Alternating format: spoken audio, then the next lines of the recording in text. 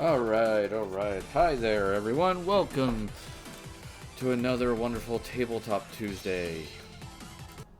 We're here to talk about wonderful D&D stuff, and I got crap on my glasses now, so I can't see about this. What he had. Oh, lovely. Just turn it off. Alright, so a couple announcements. Before we get into it. As soon as I can see again. Be nice. Announcement number one, our sponsor for the foreseeable future, which is Shockbite Gaming Servers. The link is down below. It's $2.50 a month, USD, for a server, and it goes up from there. And they have a bunch of games like Minecraft, 7 Days to Die, Ark Survival Evolved Rust, and they keep adding more games to it to the point where I've lost track of the entire bloody list. It's kind of insane. So there is that. We're also still trying to help our artists. So if you want to please check out those two artists, they could always use your commissions. It's Broken Looney and Yamak Arts. I recommend them both. They're very good artists. If you want to get your art added to the list, please message us.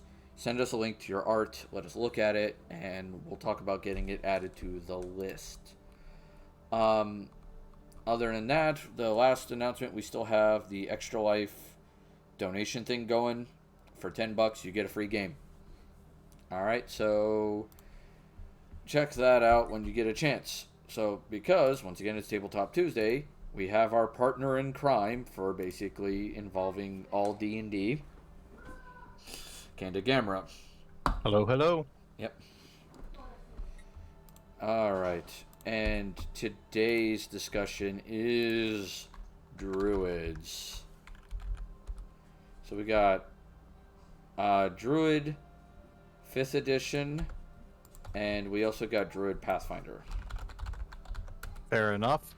Seems like a good set of stuff to examine. Oh, yeah. And the two are very different, I will say. Mm-hmm. From my experience. Druid and Pathfinder seems like it's still a jack-of-all-trades class. It has a little bit of divine casting. It has quite a bit of combat. It has some wild skills. So where, like, a bard, I would say, is a jack-of-all-trades in a city, I would say your druid would be more of a jack-of-all-trades in the wild. Yeah, that's fair. Like it's almost like a counterpart to the bard. It's like the wild version of the bard. It is a uniquely versatile class. I'm very pleased with it. Honestly, I will say that the druid is probably my favorite class that I almost never play. Yeah, and that's always the fun part. You're like, am I ever gonna get the... What the fuck? Give me a second. Our save game is gone. Huh? The multiplayer save game. What? How? I don't know. It's not there anymore. Um, Oh, shit. Do you want to check yours to see if you still have yours? I can. Where does it store it? Just like load game, essentially. Or you can click multiplayer and then say host save game.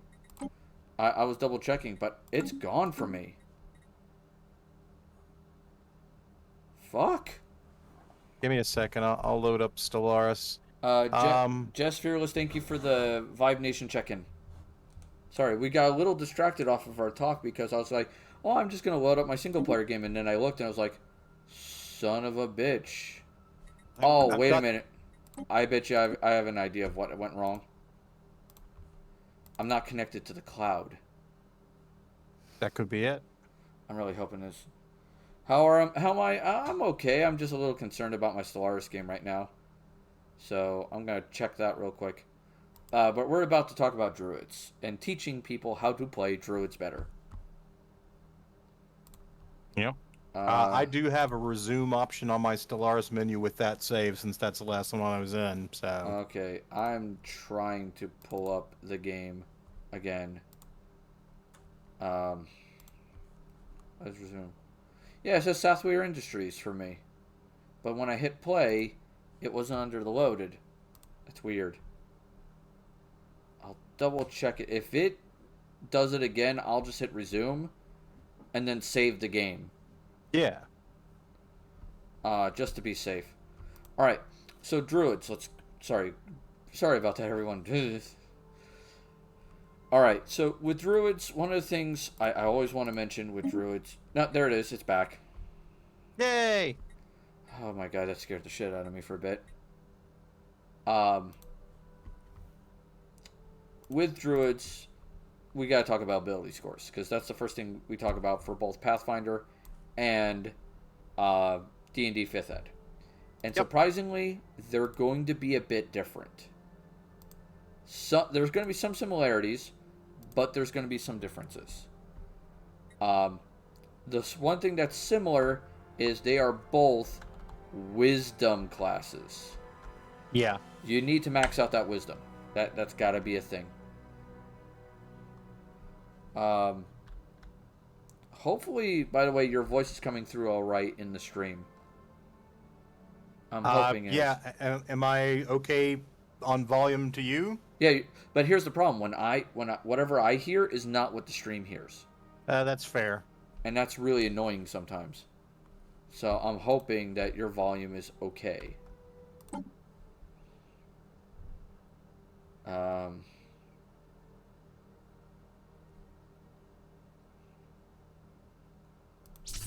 Alright.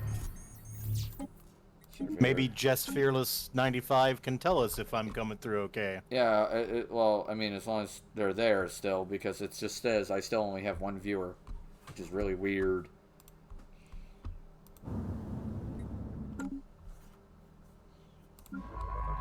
Yeah, alright, you're coming through fine. Cool. Alright. Sweet. Alright. Awesome. So yeah, wisdom. Wisdom. Gotta have wisdom. Gotta have wisdom. That's the most important thing, hands down. The next thing I gotta say is where there is some deviation. Alright? In 5e, there is no reason to get strength. Nope. At all. Your physical stats change based on the animal you get. That you turn into. Completely. So, there's no reason to do it. And if you can't be an animal and you're still in melee, you can just cast Shillelagh. Alright? In Pathfinder, I said a bit of strength is essential if you plan to use Wild Shape, because a little bit can help you if you plan to use thrown weapons or a bow. Mm. And that's not an option in 5th Ed. Hands down. So, essentially, there's no reason to get strength in 5th Ed, but there might be a reason for it in Pathfinder, if you're going full combat druid. Yeah, the nice thing about the druid is after wisdom, it's basically like, well, what ability score do you need for what you plan to do with this character? Right. Like, what do you plan on doing is the question. So the next stats are usually recommended are Con for both Pathfinder and 5th Ed, because those extra hit points are nice. Con is always good for every character all the time. Though I will say in 5th Ed, a high Constitution is not as needed if you're going to be going for a wild shape druid. True, the impact is reduced. Because the way they did the rules for wild shape in 5th Ed. Which I found a little weird, but I don't consider them bad. They're just... It's a different way to do it, and I appreciate the thought they put into it. Yeah, it's not terrible. It's just like, oh, okay, this is not horrifyingly bad, but it's still like, okay, I mean, it's not terrible. I could deal with this. I'm not going to hate it.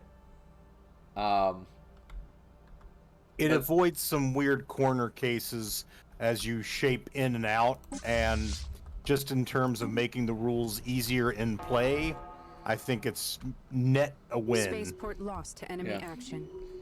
Yeah, it's a net win either way.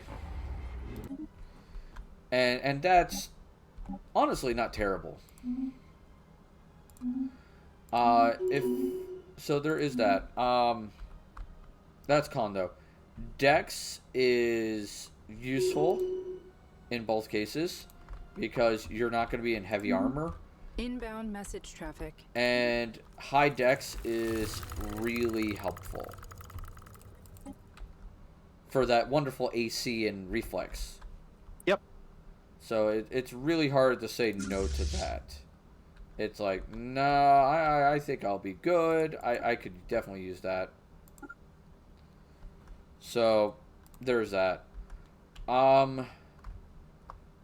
Then we get into, we talked about strength already. Then we get into intelligence and charisma.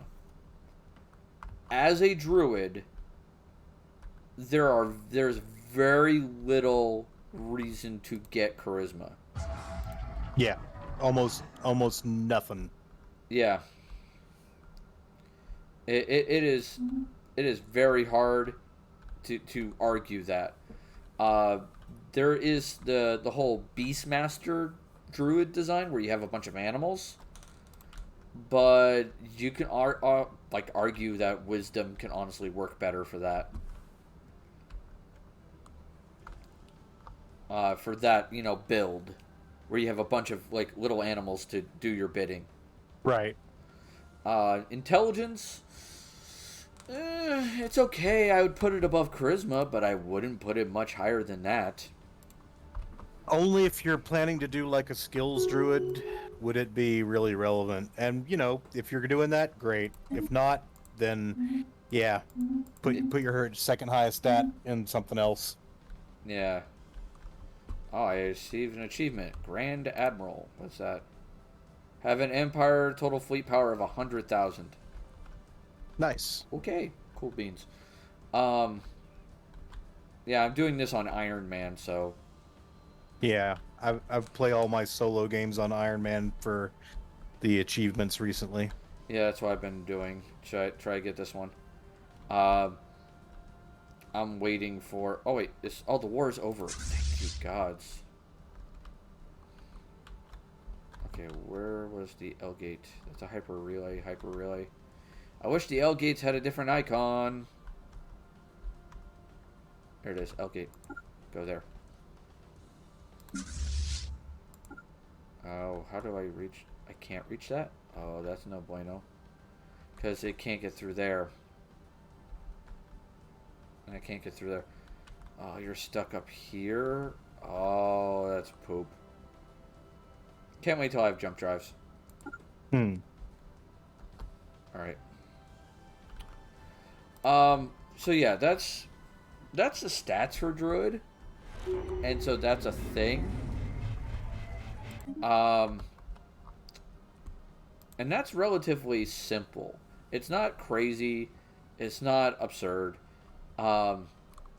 But that's not the problem with Druid that makes them complicated.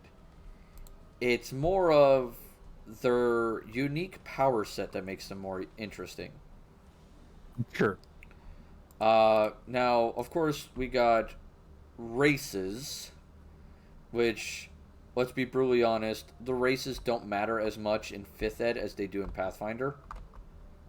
True. But Hmm.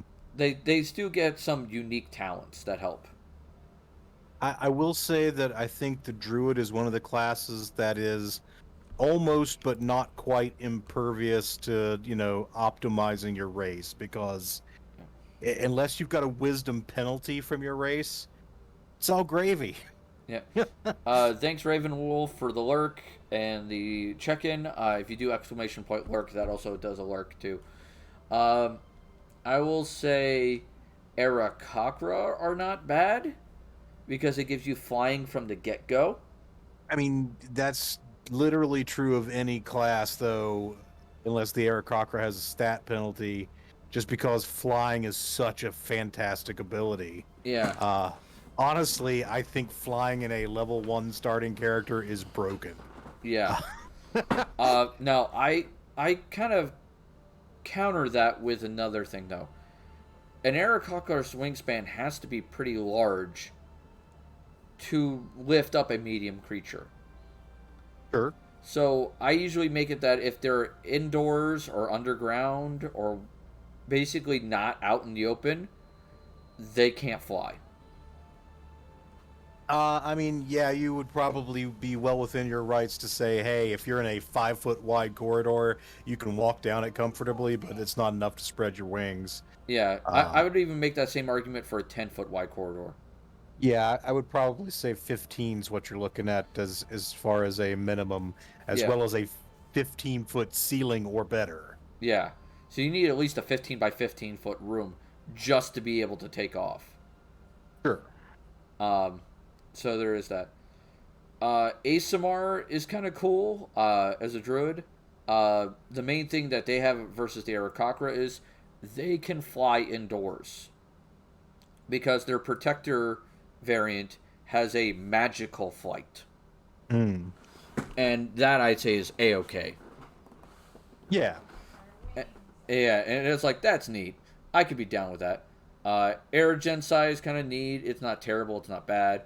I mean, you get Dark Vision, Lightning Resist, and some pretty decent elemental spellcasting. So glad they added Dark Vision to the Genasi. Yeah, it made sense. Yeah. Bugbears, unless you're going Circle of the Moon, I wouldn't recommend it for 5th Ed. And I'm going through the 5th Ed shit. Hmm. Centaurs are bad for druids, hands down. You think? They're large. They get a lot of strength abilities in their race stuff. Like a lot of their racial abilities are strength based. Sure. And so, and the wild shape really doesn't help what they get, because if they wild shape out of their base form, a lot of their racial abilities becomes moot. Right, but not all druids are wild shape focused druids. This could be a combat druid.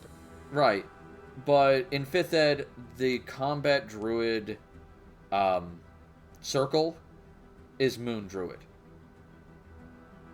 I mean, that's fair. It's the other forms of druid don't make good combat druids. Like melee combat druids. They just can't do it. Right. Or at least not very well. And a lot of their other abilities don't lend themselves to the caster styles. So you're really not getting anything, and in return you're having a lot of fun difficulty issues with especially movement. I mean, you've got better movement speed as a centaur. Yes, but God help you if you have to climb something. I mean, that's fair. Yeah, so there is that. Changeling, a lot of their skills are charisma based that they get racially. And the facial change thing doesn't really work really well, but I mean, you could kind of do it as a druid, but it's not something I would heavily recommend. Deep gnomes, they're pretty good. I can see them being useful if you want to be like a druid that isn't noticed often. Because that's kind of their shtick. Dragonborn, metallics aren't really great for druids, but the chromatic and the gem ones are better. Because they have better AoE damage, their breath weapons work better for doing damage or other effects, where the metallic breath weapons for Dragonborns are very short range. Until they make the changes, of course. Sure. In which case, they all don't matter. Pick any dragon you like. And they're all pretty good. Drogar. This one actually is kind of funny for me, because I think it's the suggestion that someone made to me, I don't agree with. Drogar get enlarge and reduce as a free spell. And they said druids wouldn't use that much very often. And I'm like, are you kidding me? I would be abusing the shit out of that. We abuse the shit out of that every I would be like, oh, hi, I'm going to enlarge myself and then turn into a bear. So now I'm not just a large bear, I'm a huge bear. Yep. Like, bite me. Let's go. Like, I am the party's mount at that point. I'm not just one person's mount, I'm the whole party's mount at that point. Absolutely. But you also get dark vision, invisibility, and the Draugr also get some fun resistances, which are similar to what the dwarves get. And that's really helpful. And I can very much agree with that. The dwarves actually make really good druids. Especially mountain dwarves. As long as you keep the same racial-ish abilities. The one druid that I played in the 3 to 3.5 to Pathfinder era was a dwarven druid, and I had so much fun with them. Yeah, the bonus to con, the bonus to wisdom. You take a penalty to charisma in Pathfinder. No one cares. Okay. But a lot of the other like dwarven abilities really help druids. Uh-huh. It's kind of craziness, like that more people don't play this race and class combo. Uh-huh. And it just blows my mind. And I'm about to electrocute a bunch of flies that decide to buzz me today. I have a little electrical racket here. Like, so if you hear a zap sound, that's me buzzing, killing them. Neat.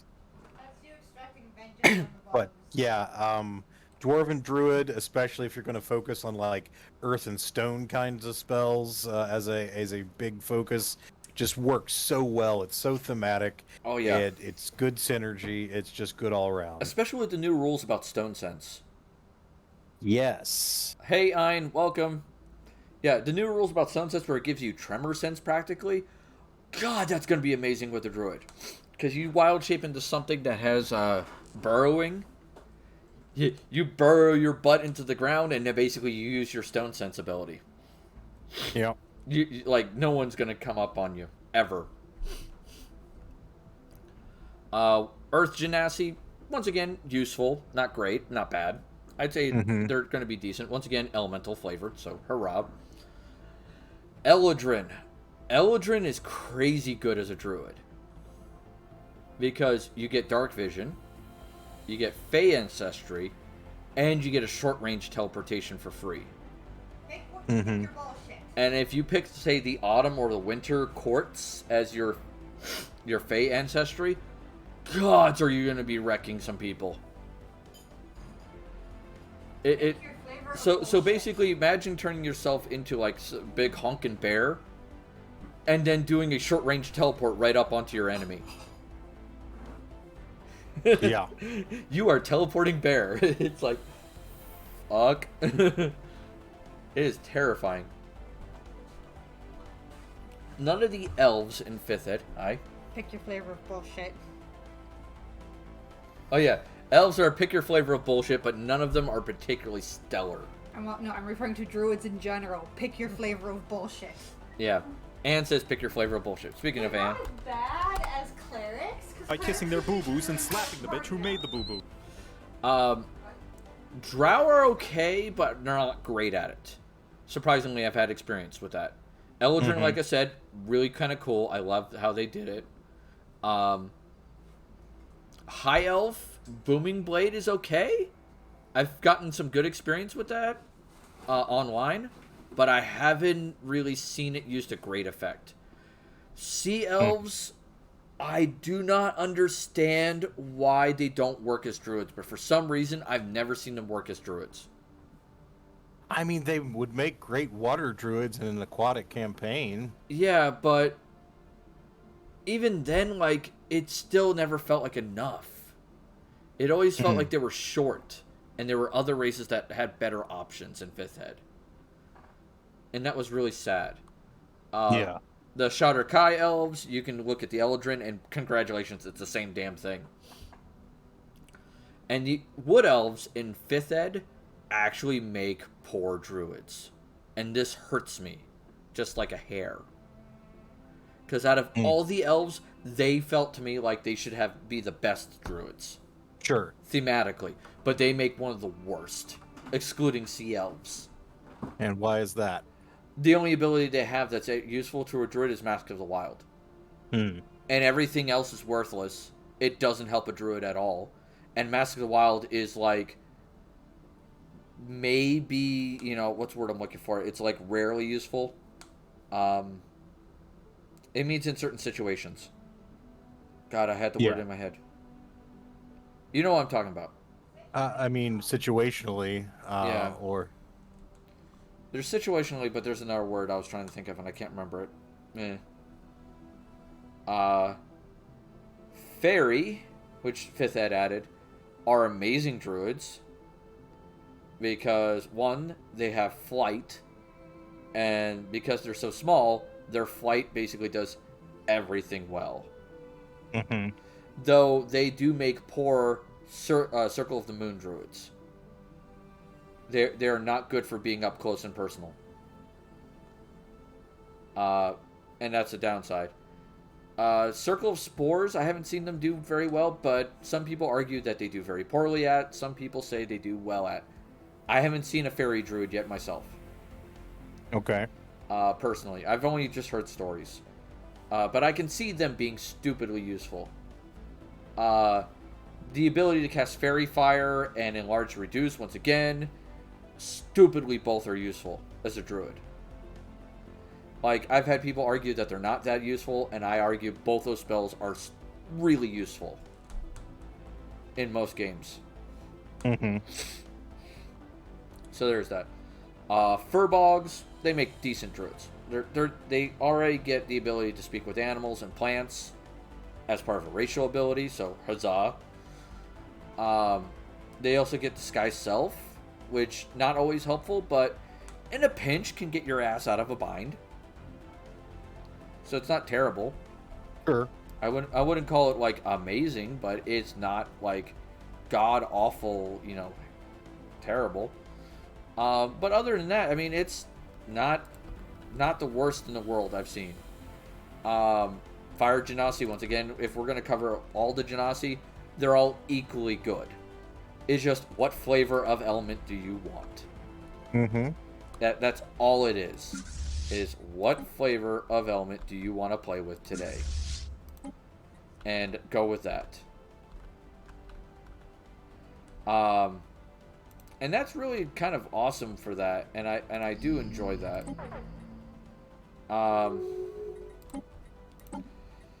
Let me think. What's the next race? Oh, let's see. I already covered the Genasi. The Gith. You have more experience with Gith in general. I never really thought about Gith or Githyanki or Githzerai as a druid. I don't tend to think of them as particularly attuned to the natural world, but it could be interesting. Yeah. Hmm. I mean, the idea does have some interesting thought experiment merits to it. Sure. And with both the Githyanki and the Githzerai. I mean, with the Githyanki, you get 1 free skill. You can trade the armor and weapon proficiencies for 5 tools. And the innate spellcasting offers some interesting options from the wizard's list. Yeah. I mean, shit, you get Misty Step. There alone is kind of fucking amazing. Yeah, Misty Step is solid. Yeah. And then if you went Githzerai, you get resistance to charm. And that's nice. Always handy to have. Yeah, so I kind of want to try that one day. Now that like I looked down the race list and I looked at Gith and I was like, I never thought about a Gith druid before. Mm-hmm. That sounds fun. Tourette Gamer, okay, no problem. We appreciate lurkers. Gnomes are they're okay. They get some interesting abilities, but the Deep Gnome I think is out of the 3 is the best because you get superior dark vision. Superior dark vision is very, very nice. Oh yeah, that's like I see everything, bitch. Stone Camouflage is also good, but you lose it when you're not in wild shape. So I wouldn't recommend them for Circle of the Moon, but the other circles, like especially a spellcasting one, that could be kind of cool, especially if you're doing like a heavy underground campaign. Mm-hmm. That would be kind of neat. Now here's the druid that actually surprised me, and I saw someone playing this in a not a live stream, but like a recorded live stream. Uh-huh. All right, like their own broadcasted game. Gotcha. Someone played a goblin druid. Okay. Yeah, and they did a goblin Circle of the Moon druid, Sure. which was kind of weird. I was like, is this gonna work? And it did, because they had the dark vision, which was helpful. But the crazy thing is, Fury of the Small in wild shape. And that is a terrifying combo, because it always works as long as the enemy is bigger than you. So you wild shape into, like, say, a small snake or something, and everything's bigger than you. Yeah. And you can guarantee you will get Fury of the Small. And what the goblin would do is he would hang out on the barbarian's arm as a snake, and the barbarian would go to hit an enemy, and he would hold his action until the barbarian hit the enemy, and then he would lash out and bite and use Fury of the Small. Nice. And I was like, that is an awesome combo. That is cool as hell. So that was kind of neat. And I was like, that is not a combo I would have expected. There's Goliath. Goliaths are, you know, big, strong, and in charge. I would say their stat bonuses are not always great, but hey, the damage resistance can be cool from the Stone's Endurance, and it's not clear if it works in wild shape or not. So you have to talk to your DM before you use that. Yeah. So you got to get a clarification of that. Honestly, if you couldn't use it in wild shape, I wouldn't recommend them for Circle of the Moon, but you definitely Circle of Spores. Because Stone's Endurance is really good. It's hard to argue against that.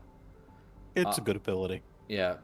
Half Elf, once again, see standard full elves, and you're getting the same general gist.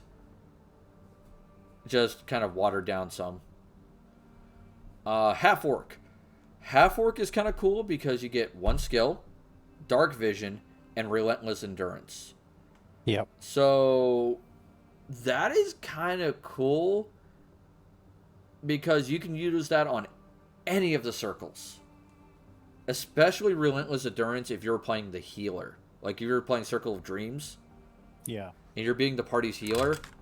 Ooh, you're going to be that healer that never drops. Like the enemy's like, take out the healer first, and like Half Orc's like sitting here looking at you going, ha ha ha ha. Come on. You can try it if you want to. Yeah, you could test that assumption at your earliest convenience.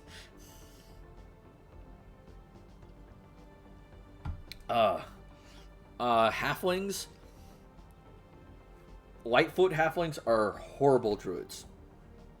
AP. I think this might be the earliest I've ever seen AP come in. It's been a while. Hey. Howdy, AP. So AP, did you see what I did for Redbeard's birthday?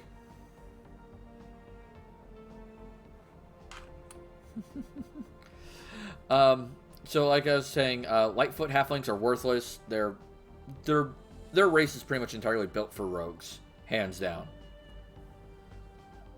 Like it's really hard to make them anything but rogues. Ghostwise can be kind of neat. Haven't had a chance to see it yet. We'll have to check it out. Yes, there is a short video that's on the Kudo board, and then it has a link down at the bottom of the Kudo board that links to the half-an-hour video explaining what I did. I'm not going to go into details on stream, in case Red is listening or looks back at this video. But there are 2 different halflings I would recommend if you want to do a halfling bard. I have evenings off work this week, so quiet week at work, so no babysitting, so I get home earlier.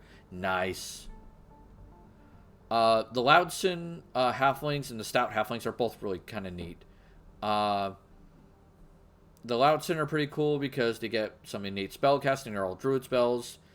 The Timberwalk is kind of... makes sense thematically. It's not great, but it's not too terribly bad. I mean... So, you could walk through any plants that can entangle you, except for the spell Entangle. Yeah. Which is still helpful. And then Stout gives you poison resistance, which is great because poison is freaking everywhere. A good resistance to pick up, yes. Yeah. Unfortunately, it does say that it doesn't apply while in wild shape. So, sadly, as a Moon Druid, not great. So there is that. I think I already covered Hobgoblin. Humans, once again, if you're not playing Variant Human, you're playing wrong. Let's be brutally honest. Standard Human is just bad. They wrote it really bad. It's suboptimal. Let's not say wrong. Okay, fair enough. It is very suboptimal. Variant is far better. Yes, there's a mechanical advantage. I always hesitate to tell someone that they're playing the wrong thing because they may have looked at the optimal thing and said, you know what, I prefer this, even though it's not to my advantage. Fair enough. Kalishtar is kind of neat. The dual mind and mental discipline makes them very resistant to mental attacks, and that's kind of cool. The ability to mind link and perform two-way communication while in wild shape is also neat. So you can do telepathic communication. Like, damn. That would be a big bonus. Oh, yeah. The ability to silent communicate while in wild shape is just... that's craziness. Kenku could be kind of an interesting one. The only issue I have with Kenku is their talking method. That is hard to play. I didn't freak out that time. I gritted my teeth, though, like a lot. Thank you, Glistening Fey Fox, for increasing my heart rate slightly. Hey, Max Dadbot.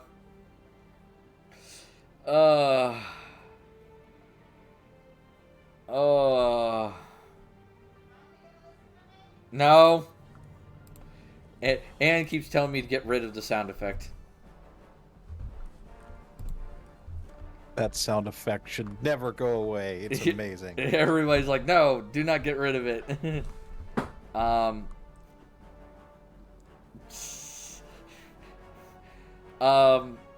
So yeah, with Kenku, the only issue I have with Kenku is once again they have to repeat everything they hear. Hey, Bernard, welcome to the tavern. But other than that, they make a decent druid. It's not terrible. Kobolds. Kobolds can get very fun with druids very quick. Yes. Especially with pack tactics. Yes. Oh god. People should play more kobolds. Yeah. The Leonin race. I mean, Dark Vision is cool. One skill is cool. The Daunting Roar is like a nice crowd control option. But it only works best when you're melee surrounded by enemies. And that is going to end badly for a druid. Tell them to get wrecked. The sound effect stays. AP's like, no, don't get rid of it. Everybody loves the sound effect. God.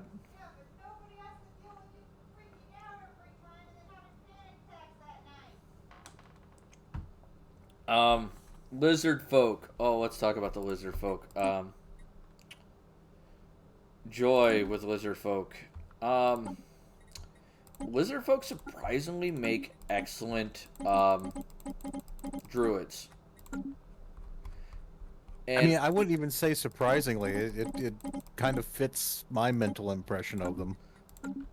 Yeah, but a lot of people seem to see the lizard folk as either rangers or monks or fighters. I've noticed. I've very rarely seen them as druids.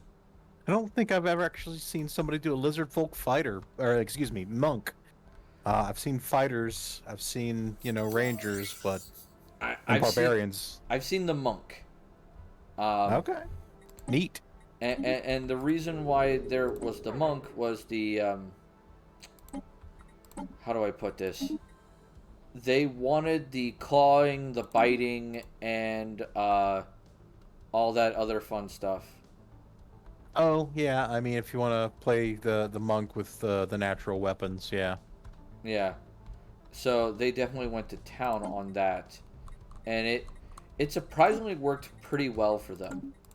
The only problem they had with their group was the lizard folks' sensibility about eating people Yeah. was problematic. But that's true if you play any lizard folk. Blue Nerd, I scared myself one time trying to get it on my stream.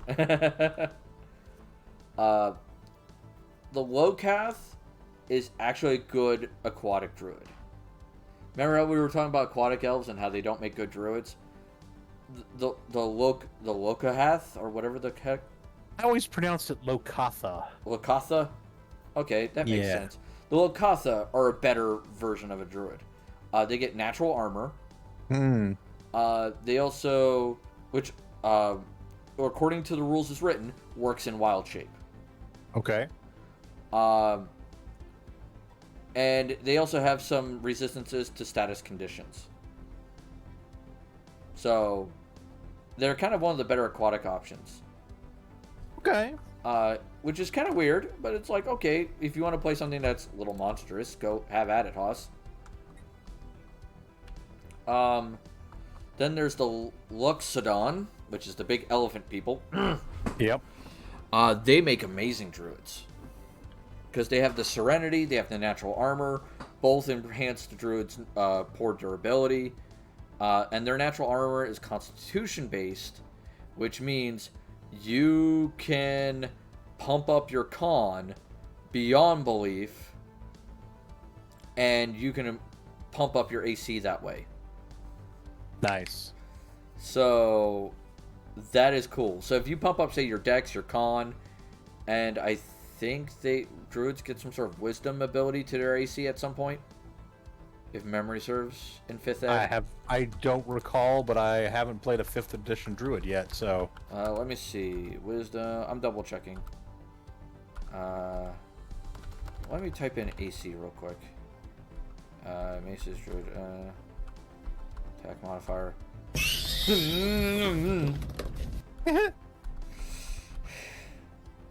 Wild companion, ability score, cantrip versatility, arch druid.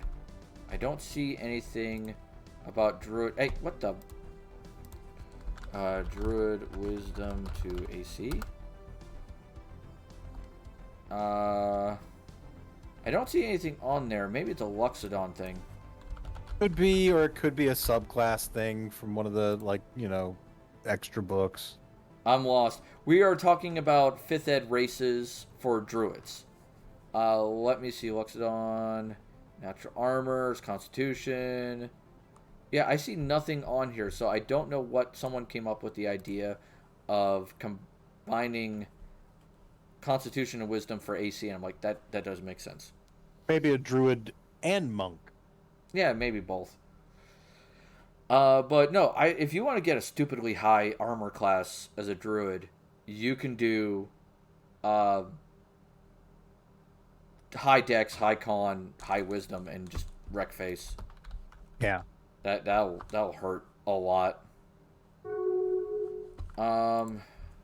Minotaurs are not good druids.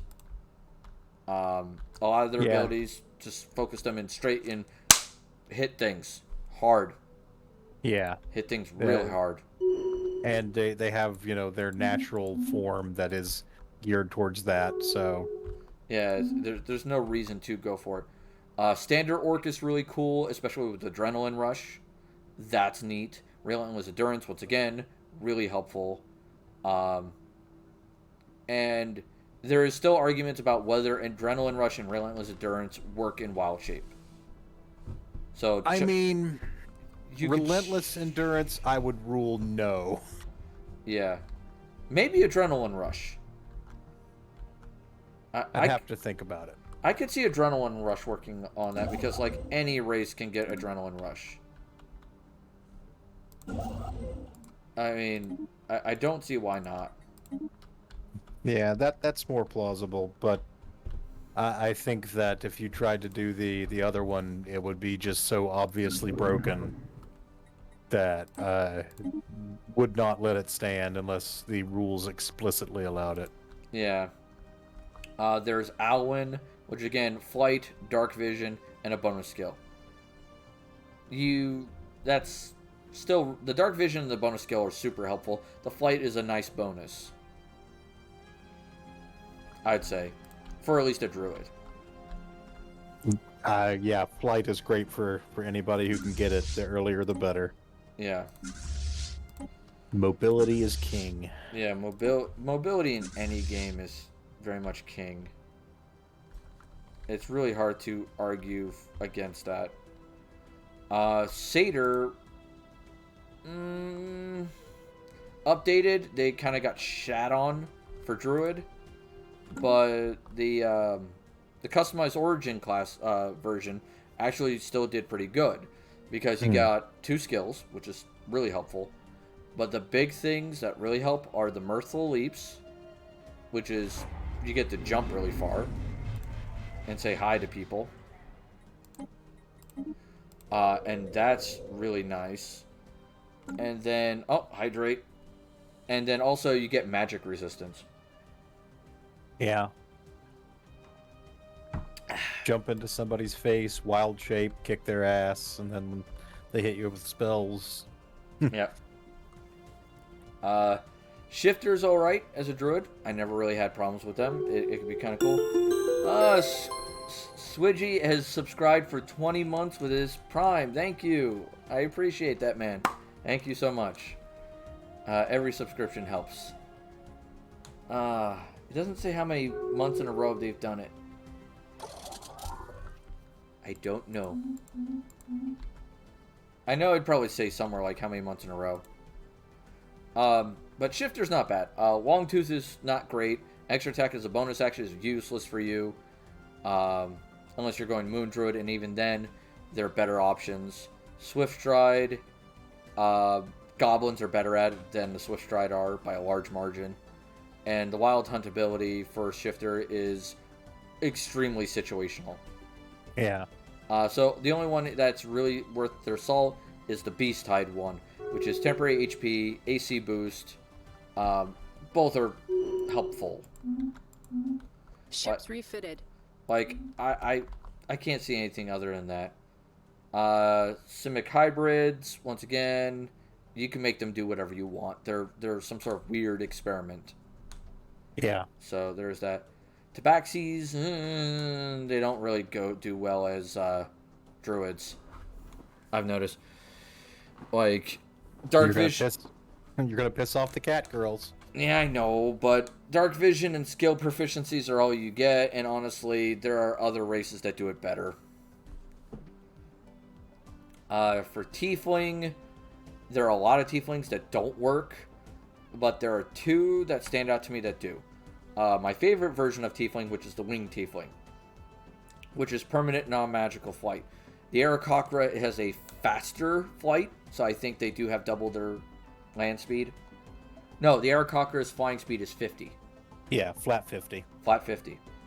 That's what it was. The Tieflings is much slower. But the Tiefling also gets Dark Vision and Fire Resistance, which is cool. And the Tiefling can also fly in medium armor, but that doesn't really matter much for a druid. Then there's the Glazia Tiefling. I'm hoping I'm pronouncing it right. All 3 spells that the Glazia get are unavailable for the druid. None of them allow saving throws. Nice. Which is like, screw you in particular. Tortle, if I feel about the Tortle the same way I feel about the Loxodon. You take it for a druid the same reason you would take the Loxodon, which is stupidly high AC. Yeah. Turtle is actually how you get the best AC in the game. You can get like if you build yourself right, I think, and utilize your terrain correctly, I think you can get like a high 20s, low 30s AC at level 1. That's insane. Yeah, it's kind of redonkulous. It's just like, wait, the fuck? And that's with just the standard array.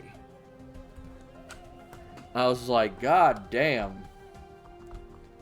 What happened? The Triton, I wouldn't recommend it unless you're doing a fully aquatic campaign, which very rarely that happens. The Vidalkin, their Dispassion is a good defensive option. The Tireless Precision, there's a lot of up in the air about it. I haven't seen anything either way about it. And then the Verdan, I haven't heard anything about them, so I have zero idea how good of a druid they'll make. No, I've never seen anybody play one or talk about it.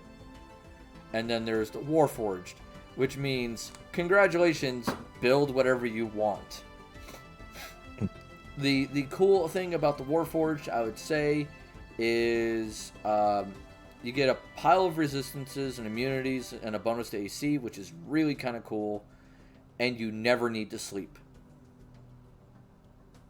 Which, that's really hard to argue against. Yep, that's handy. Yeah. Water Genasi, they're okay. They're out of all the Genasis, they're actually the worst. Because you get a bunch of stuff that you get from Druid that replaces what their race gets. Mm-hmm. So, unless you're playing a fully aquatic game and need to breathe water, they're not that helpful. Yanti are pretty potent as druids. I wouldn't label them as the best, but they're damn helpful. I mean, dark vision, immunity to poison, magic resistance, and some innate spellcasting. Like, goddamn, sign me up, man. That's a great race. That's stupidly helpful. It's like, oh yeah, I'm gonna poison you. That's cute. Here, give me the glass. I'll drink it myself. But that is the 5th ed races for Druid.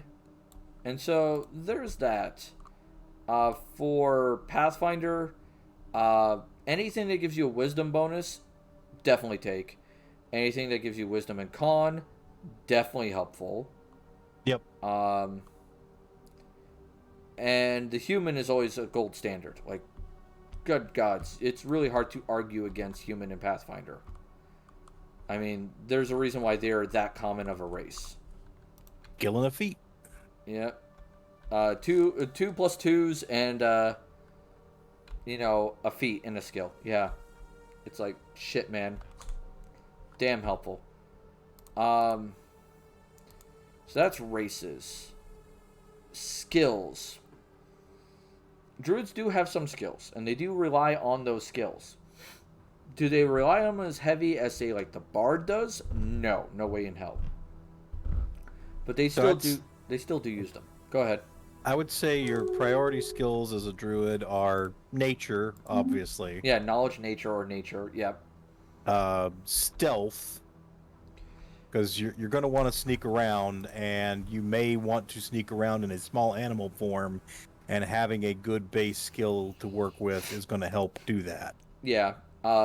Druids get perception, and that is the most rolled skill in the game. Yep, perception is the one I was going to go to next.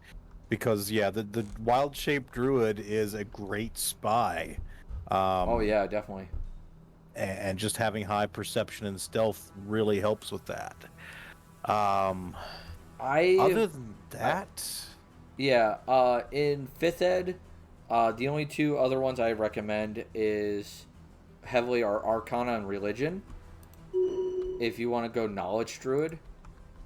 Because those are both heavy knowledge skills that are used often. And if you want to help with insight to help the social character, druids are amazing at it. Because a lot of face characters in 5th ed don't have the wisdom to back up their skill and insight. And survival is still a separate skill, isn't it? Yeah, survival is a separate skill, but once again, survival in 5th ed, like Pathfinder, is still very situational. If you do not have a party ranger, being able to track, you're probably going to be the person that the party looks to. In 5th ed, tracking is done with perception. Really? So what's Yes. survival for? Only feeding the party, or Well, not then getting, fuck not getting that lost. skill. Yeah, or not getting lost in the woods. It is stupidly situational in 5th ed. But that's why I was like, you were sitting there going like tracking. I'm like, I didn't want to interrupt him, but at the same time, I was like, they changed how track works in 5th ed. Yeah, yeah, that's so weird. Huh. They rolled it into perception, and the ranger gets a bonus to tracking from his class, not be allowed to use survival as a track. Fair enough. So it was like, that hurts. So once again, survival is very situational. It definitely makes sense thematically, but you probably can do with spells everything that you would need to do with the skill. Yeah. In 5th ed as well, I would not recommend animal handling or medicine for a druid. You have spells that does what everything medicine does, and your class abilities does everything. And we're being raided. Charlex28 is raiding me. It's a raid time. Someone's raiding into the tavern.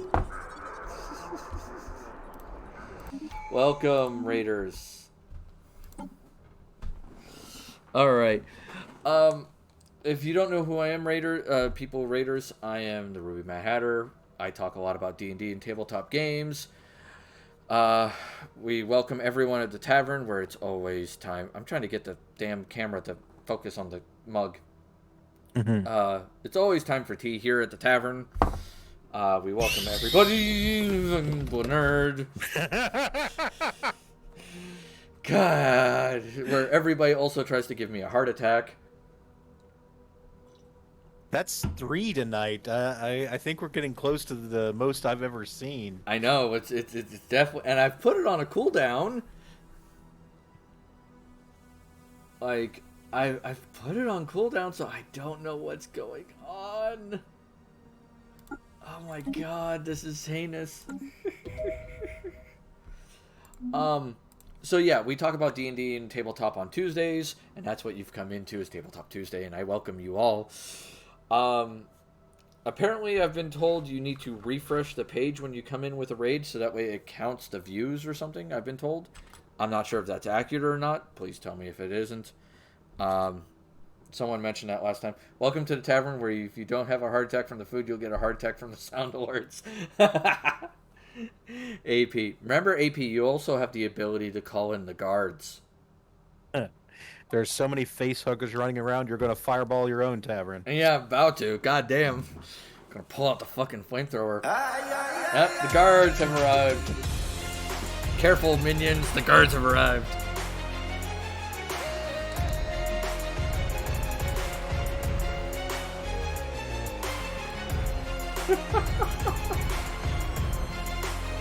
And Bernard just fireballed the guards.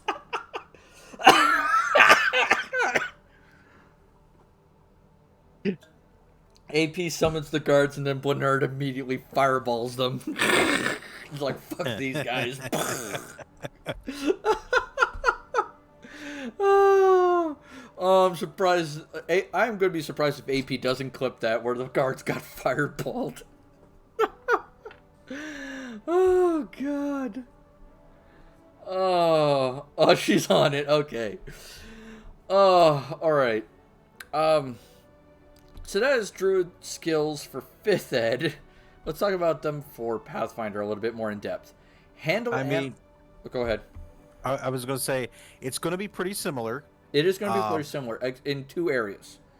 The perception and the knowledge nature are both dead on. Yep. Alright? Those are the same. Everything else is different. I would still argue for stealth. Stealth is... I could argue with that as well. Stealth is not a bad choice. I definitely say that. But there are a couple skills I would add that I would not add in 5th ed. All Okay. right? Handle animal being one of them. Because in 5th ed, you cannot train your animal companion. There are no tricks, there are no traits. Your animal companion doesn't really grow that much. But in Pathfinder, you can. Hey man, dude, how it goes to Stellaris? It goes alright. I'm having it run kind of in the background while we're talking about D&D stuff. Real Ed Edmonton man. Yeah, real Edmonton man. I'm just gonna call him Ed. Because my tongue cannot do the rest of the fucking name. Hopefully that doesn't get bad. Alright, the fireballing the guards has been clipped. Hiya lurking, see you later. Okay, I appreciate the lurk, Charlie. So, yeah. Animal handling is a definite must, I would say, if you're going to go the Beastmaster route in Pathfinder. Sure. Where you're going to have like a bunch of animals just overwhelming everyone. And here's the other one. Heal. While you do get a lot of crazy spells as a druid for healing, the heal skill in Pathfinder is definitely more potent and does more than the 5th ed variant. That's fair.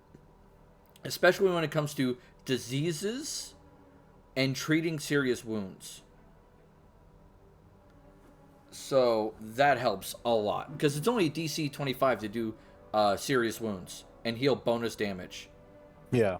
And so that is just, boom, not a heavy burden to hit.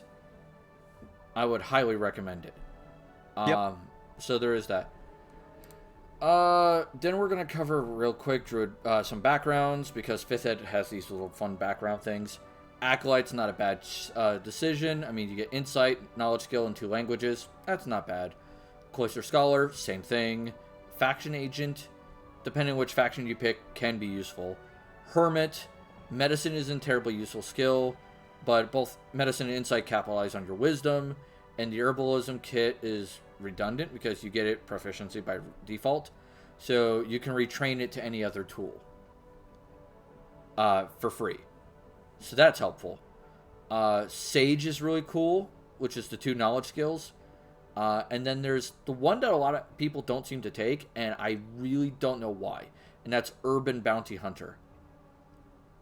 And there are like 3 or 4 variants of it that really work for a druid. Mm-hmm. Which is kind of weird. But you wouldn't think an urban bounty hunter would work, but fuck it, man, it works. Then we get into feats. Fun feats. 5th ed does not have a good deal of feats that work for a druid. Yeah, I'm thinking, there are generically useful ones like alertness or lucky. Alert is okay. Lucky is good for everybody. I could say that's good on anybody. Meta Magic Adept is good for anybody who's a caster. Mm-hmm. That's pretty good. Observant is pretty good. Resilience, alright. Shadow Touch is okay. Skill Expert, Telepathic is kind of a neat feat, especially if you're going Circle of the Moon. Sure. But not really too crazy. Speaking of which, I should probably cover the circles real quick before I get too much further into anything. Thank you, Mr. Van Jock, for the check-in and the Smurf love. I appreciate it very much, my friend. How are I doing? I'm doing alright. We are teaching people about druids in 5th ed and Pathfinder. Dungeons & Dragons 5th ed and Pathfinder. How do I explain druids? Okay. Druid basically breaks down into 2 categories. You're either becoming one with nature or making the forces of nature work for you. In 5th ed. That's basically roughly how it breaks down into. For example, Circle of Dreams is you have healing, support, and teleportation options.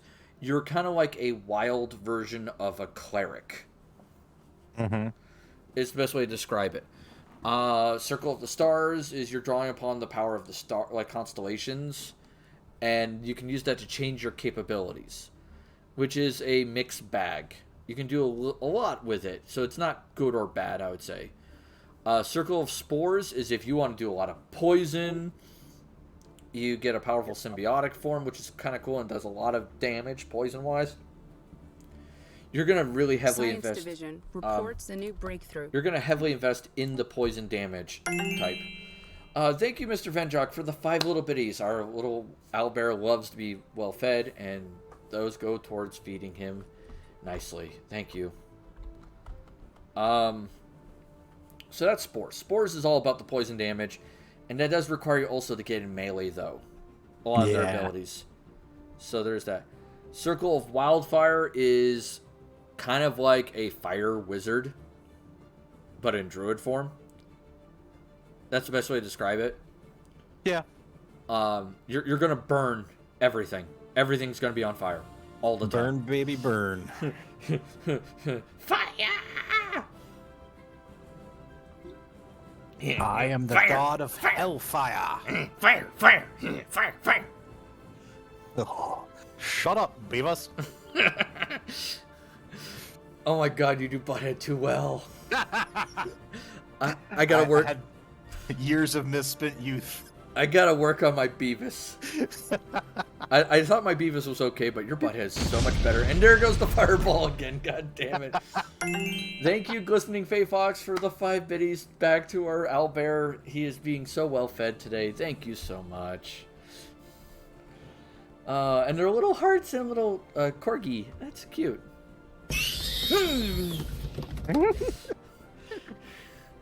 Oh, okay. Circle of the Land is very much like you're gonna use all the elements to basically lay a spellcasting bitch snack down on it. Oh my god, 100 biddies. Thank you, AP. I wish I could do more, my guy. No, it's quite alright, Mr. Venjock. Oh, Jesus Christ, there's another, and there's a fireball, everything, there's fireball. Chaos! There's chaos, god damn it. I think AP has summoned her chaotic powers, and now everything's going crazy. Alright, thank you, AP, for the 100 biddies. Our owlbear will be exceptionally well fed. Same with you, Blinner. Thank you for that as well. Yeah, AP's like, I am the chaos. Oh my god.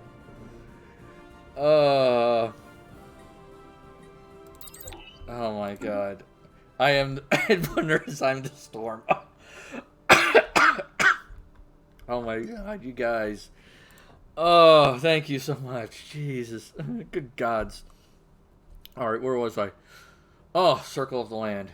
What is Don Cheadle as Donald Duck? Don Cheadle played the voice of Donald Duck in the DuckTales reboot sometimes. Okay. Like when Donald Duck normally talks and he's unintelligible, but I think he gets hit on the head and then he's suddenly very clear and talking with the voice of Don Cheadle. Oh, okay. Listening, Faye Fox, I like the chaos. You've come to the right place, my friend. Alright, so Circle of the Land is pretty much, you're going to use the forces of nature to lay the elemental and spellcasting bitch smack on anybody who basically tries to stand against you. Like, that's the best way I've ever heard it described to me, and it fits. You're going to basically take the elements of the land, like Captain Planet, and basically smack someone into the ground. By your powers combined. Yep. Circle of the Moon, we've mentioned a couple of times. Yeah, he was fed a voice box that he yucks up at the end of every episode and then comes back to the characters trapped in the TV. Oh, okay, neat. So, Circle of Moon, I mentioned before, being like the combat druid. Yep. And let's be brutally honest, it's accurate. They get the most powerful wild shapes. They are brutally powerful. It is craziness. Oh my god, we have a hype train. I've never had a hype train before. I am like staring at my second screen going, oh my god, I have a hype train. Like my brain just stopped working for a second. And just yelled from the other room, does it ever work? Ouch. My wife is burning me today. Oh, okay. So we got 2 more minutes and then the hype train goes away. 2 more minutes. Okay. All right. So then we got the last one, which is Circle of the Shepherd. And a lot of people like to say Circle of Dreams is like the best support druid, is the healing druid. Always go with that one. I like to argue against that. Circle of the Shepherd, honestly, in my opinion, is hands down the best support druid. And the reason why I say that is you have all those crazy totems you could drop that empower your enemies. Not empower your enemies, sorry, empower your friends. And you just dropped 100 biddies. God damn it, we have the hype train. Yeah, I see. We were so close. I just had to do it. Oh, God.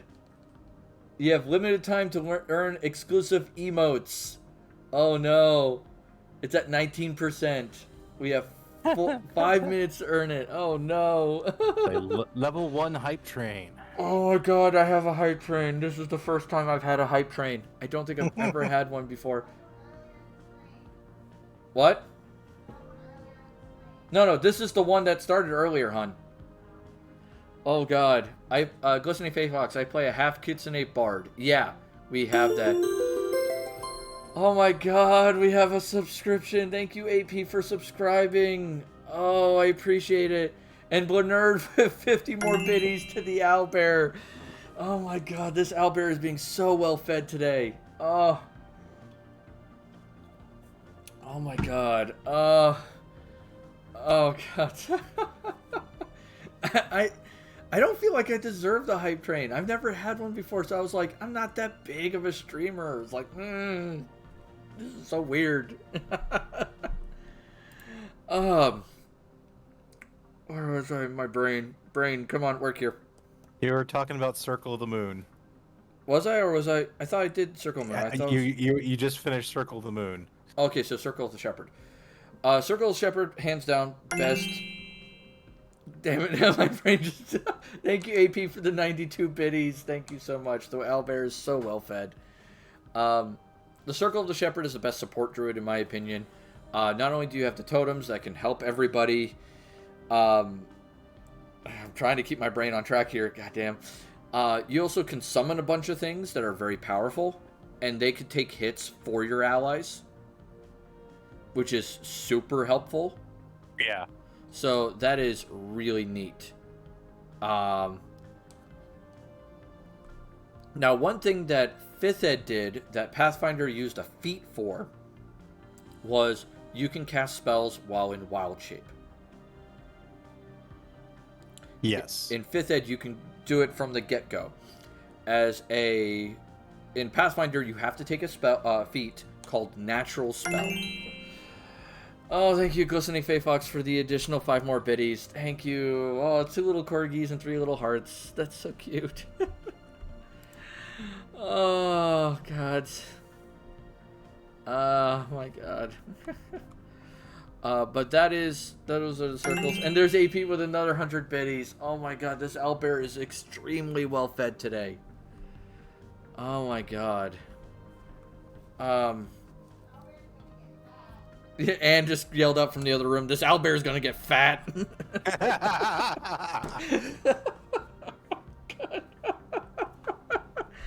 I think I should just say Anne's here again, just to let everybody know. By kissing their boo-boos and slapping the bitch who made the boo-boo.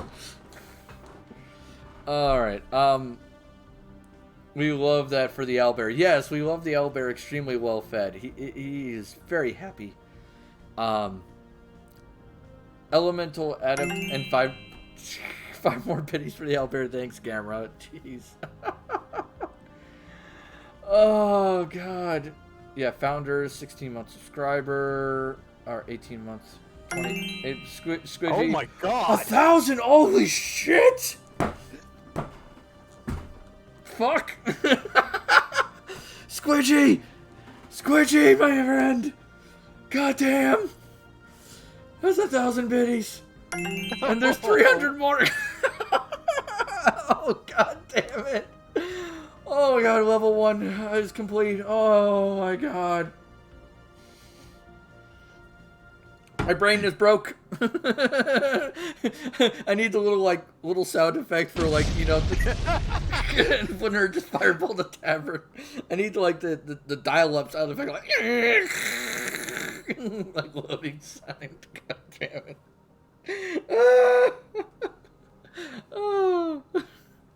Oh my God.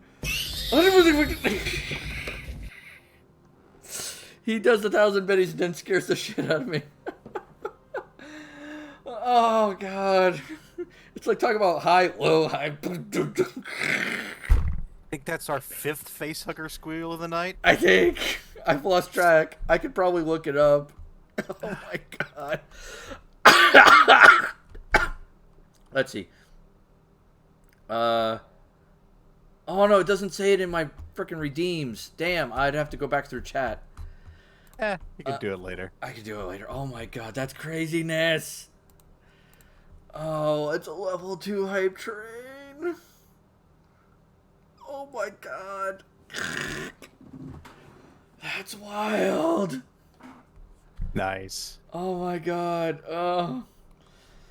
Okay, feats. Let me try to get back on track at least before my brain decides to melt into, pudding.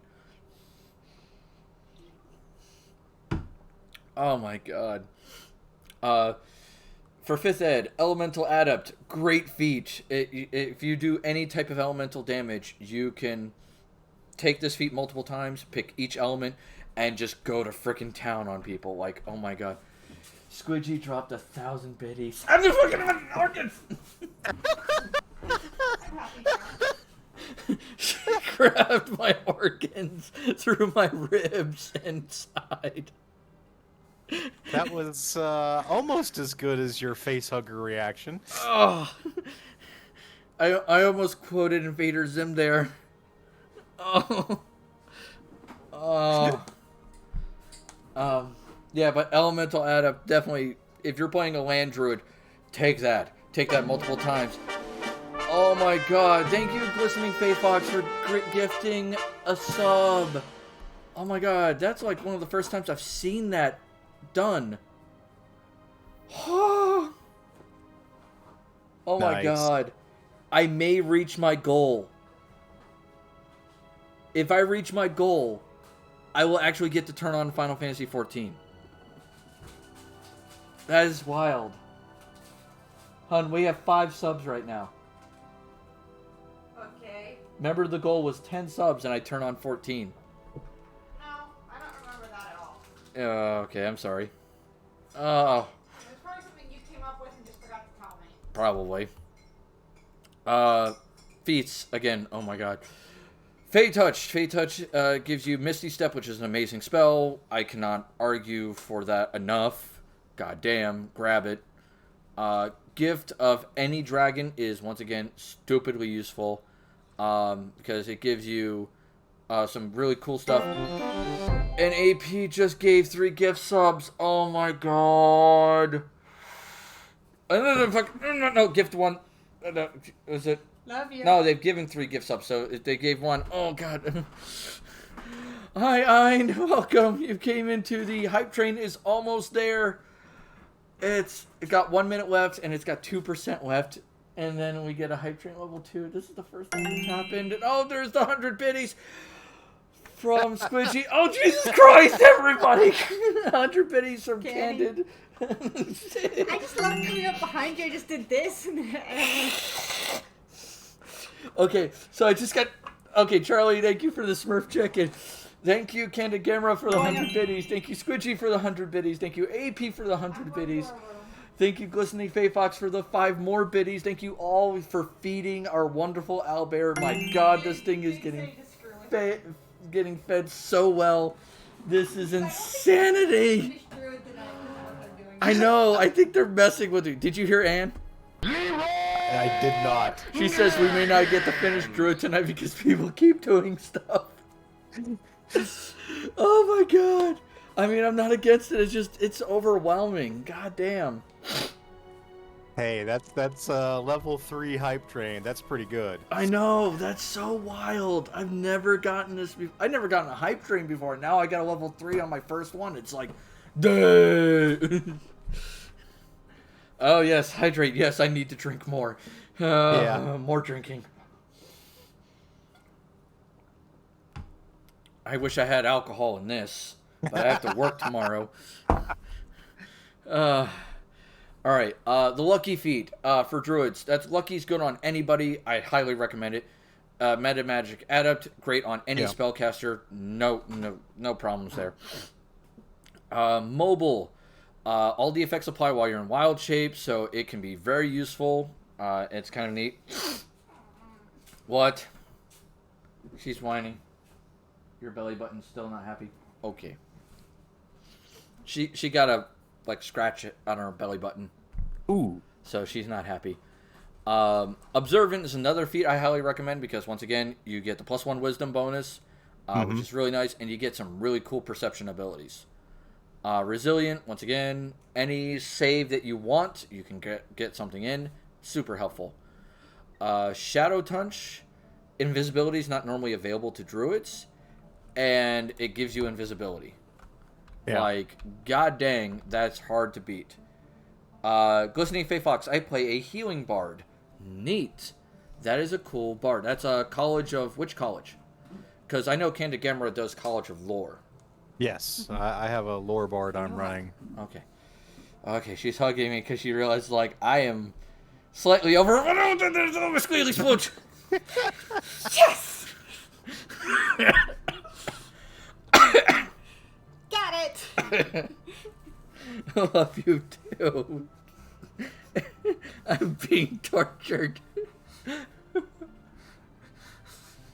been trying to get you to say that all damn night. She's been apparently trying to get me to say that all damn night.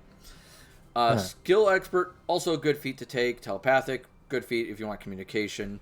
Yeah. And that is for 5th Ed. For Pathfinder, Divine Interference. Super helpful. Did you ever hear about this feat? Rings a bell, but I don't remember what it does. You give up a spell, and you force an enemy to re-roll an attack roll. Okay. And that includes critical hits. That could be very useful, yes. So you can... all you have to do, it has to be a spell slot of 1st level or higher. Yeah. So, boom, level 1 slot, you give it up, boom, critical hit gone. Super helpful. I highly recommend, but only divine casters can take it. Right. So there is that. Any feats that help your wild shape, particularly wild spell casting, so you can cast while in your wild shape is very, very nice. Yeah, natural spell is good. Planar planar wild shape is good, and powerful shape are all really good. She actually plays using a homebrew collage. College. Or homebrew college. Sorry, are you on our Discord? Because if you're not, can you at some point join the Discord and send us that college? I'm always interested in new stuff, just to see if it's any cool. Like it is something I can use in the future. Yeah. Other fun feats. Improved initiative is always helpful for a Pathfinder, hands down. Yeah. Absolutely. Now here's the thing. You have to take Spell Focus Conjuration to do this, and it's not that helpful. But it leads to Augment Summoning. Oh my god, we got to level 2. Okay, so we did a level 2 hype train. Oh my god. Okay, so let's share that. And that's our little emote. We got a little, what is it, a bear or something? Looks like little bears. And a pug. And... oh my god. We got a bunch. That's neat. There's some neat emotes there. Oh my god, that's cool. Thank you guys so much for doing that. That is definitely experience for me. Whew. Very nice. Oh yeah. But the feat I was about to talk about was called Augment Summoning. Yes. Yes. Damn helpful for a druid. Yeah, if you're going to be more of a caster summoning minions, augment summoning, great stuff. Oh yeah. Then we come to equipment. For 5th Ed druid, you want to go with hide armor and a shield is my recommendation. Druids do well with shields. Hide armor is a good low-level option. In 5th Ed, it kind of does that. Reports a new breakthrough. Yeah. I would usually go with the scimitar as kind of my default weapon for the druid. It just is one of their better numerically in Pathfinder. I think in 5th edition it works pretty well as well, but I don't remember if their restrictions are as harsh there. I'm not sure. I'll have to check. But hide is just, it works well for 5th ed.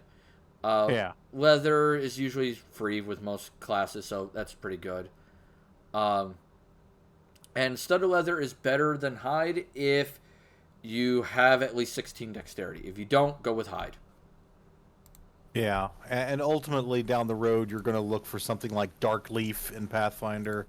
Yeah. In 5th edition, I don't know if they have any special non-metal They advanced don't, materials. sadly.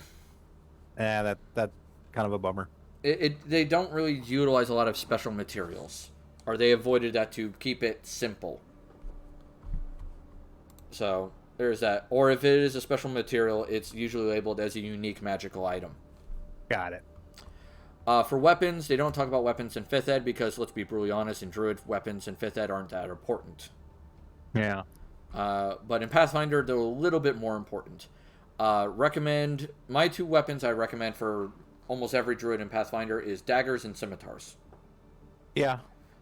Carry about 5-6 daggers and just use them for throwing. And like little utility things like cutting rope or something. Yep. And for scimitars, it has a great crit range, decent damage, and is a good one-handed weapon that you can use with a shield. Yeah. There is that. With Pathfinder armor, hide is pretty good until you get those special materials, and in which case, I would recommend breastplate. That seems about right. Unless you have a shitty dex. Yeah. Because if you have a shitty dex, then congratulations, you're really going to need to change that up. Yeah. I will say that as far as weapons go, my one 3.5 druid was the dwarf. He used a long spear just for that reach because he was fairly tough, and I just wanted to be able to poke things at reach. Looks like Axel God Gaming is saying hello. Hey, Axel, welcome. How's it going, my friend? You missed quite a bit of fun earlier. Whew. Like, good gods, that was insanity. So that was fun. But yeah, I heavily thank you, AP.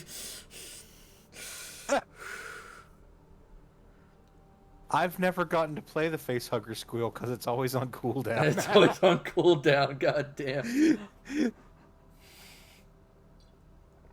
Gamera's like, I want a damn turn to torture him. Yeah, in Pathfinder, I recommend getting the Ironwood special material because, hands down, it's the best for druids. And so there's that. Gamera could go next. Yeah, well, I mean, let me see. There are some magic items recommended in 5th ed. Staff of Adornment, Bird Calls or Flowers, Bag of Tricks, Moonsickle. FBI, open up! The FBI is at my door. One moment. With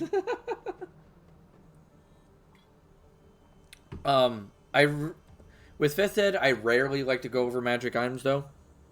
Because 5th ed is super stingy about them. It's really hard to get good magic items. So, there is that. But they also don't talk about spells much for Druid. It really depends on your circle. Just look at what your circle does and pick spells that are appropriate for the circle. Yeah, and there are probably going to be some good general utility spells that are just always handy to have around. I know in 5th edition you got the cantrip Druidcraft, which covers a lot of miscellaneous effects like, Prestidigitation does for wizards. So that's a good cantrip pick. Oh, yeah.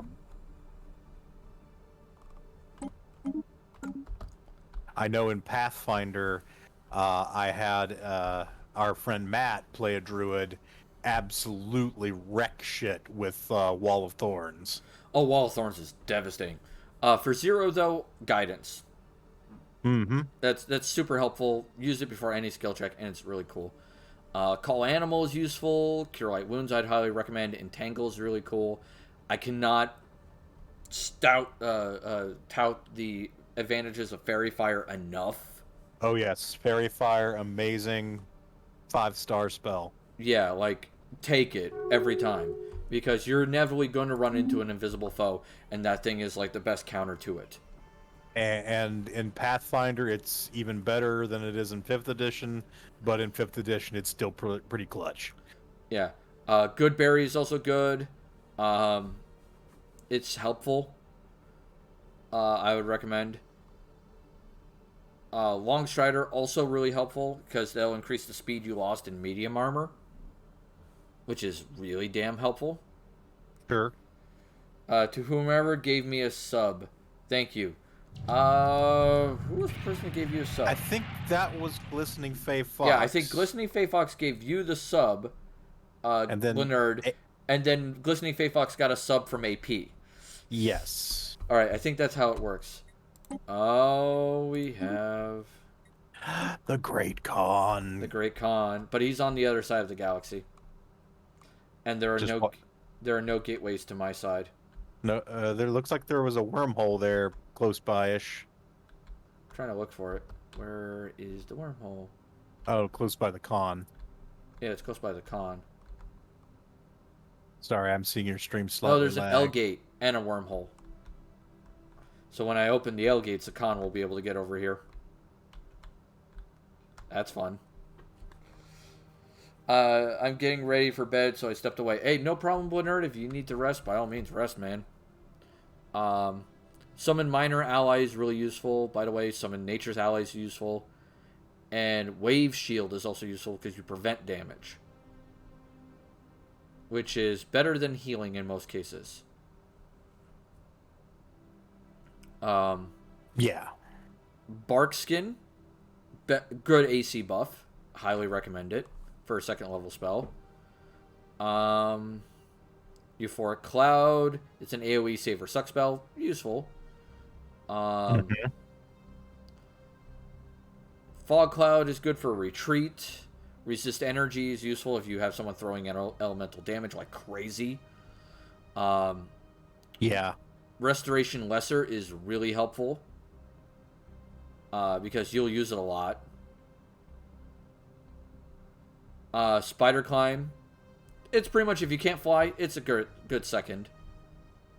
Stone Call is kind of like Ice Storm. It's mainly there to make terrain difficult. Mm-hmm. Stone Discus is like Scorching Ray, except it does, I think, bludgeoning damage. Or it's bludgeoning or slashing, sorry. So, and it scales like Scorching Ray does, which is really helpful. Nice. Any Summon Nature's Ally is good. I'd recommend that. Wood Shape, also helpful. Burrow is helpful. Mass Featherfall, helpful. Join your Discord. Thank you, Glistening Fae Fox. If you ever get a chance to share the information of that custom college, by all means, we'll definitely take a look at it. I'd love to do that. There's Mass Featherfall, which is stupidly helpful, especially if you're all falling off of like a cliff or something. Long Strider Greater lasts all day, which is neat. Yeah. Mad Monkeys, they're really great if your enemy relies on like a weapon, a wand, or a staff or something that's holding items. So that's cool. Plant Growth is stupidly useful. I've seen it used in both in combat and out of combat stuff. Yeah, and that is one of the keys to the Druid is just you've always got all these options that are both good in combat and out of combat. It's just, yeah, so cool. Resinous Skin is kind of cool. Damage reduction 5/piercing for 10 minutes a level. Damn helpful. Resist Energy Communal, once again, also helpful. Spider Climb Communal, also helpful. And we just talked about Spike Growth, I think, earlier. Or was that Thorny something else? I mean, we talked about Wall of Thorns, Wall but of yes, Thorns. Spike Growth is really good too. Yeah. Spike Growth's good. Stone Shape good. Thorny Entanglement good. Airwalk. It's close to flying, but there are other flying options. Dispel Magic is a must. Yeah. Like, I have a hard time having anybody not take, Dispel Magic. Like, why wouldn't you? Like, I can't think of a reason not to. Yeah, Dispel Magic is just basically one of the key things that you can have as a caster. Yeah. It will come in handy. Not necessarily every session, but many sessions. And not to mention how Pathfinder does do counterspell rules. Yes. Because counterspell is not its own spell like it is in 5th Ed. So you can utilize Dispel Magic as a catch-all for counterspell. You'll still have to make a caster level check, though. Instead of automatically counterspelling, but it's better than nothing. If you get my gist. Absolutely. So it's just like, yeah, nah, I'm good. It's just like, damn. Echolocation, which is blind sight for 10 minutes per level. Great for invisible enemies. There you go. You got it. You were saying? Scrying is a great spell that I feel sometimes is underutilized. Like, I do not understand why it is not used more often. Mm-hmm.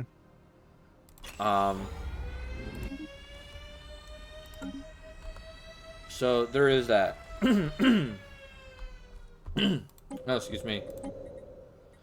What the hell is going on? This one planet is like just extremely unhappy.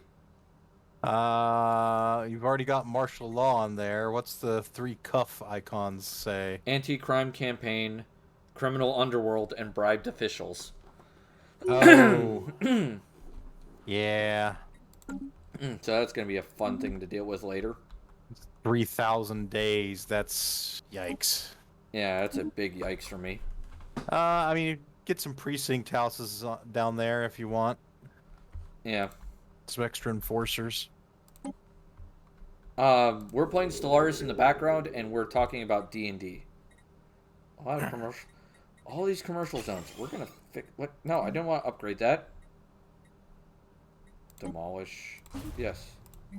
And I want. Where is it? Precinct house. Yes, it'll create enforcer jobs. All right, I'll put like 2 of them down. Well, I would also build another city district or 2 to make some more room for more buildings rather than just replacing existing ones. Well, those are commercial zones, which offer trade, and this planet is way off the beaten path. Okay, that's Like, fair. It's way off over here. On the I was just eastern. thinking you'll temporarily have some unemployment because you've removed a building that was employing citizens, but Yeah.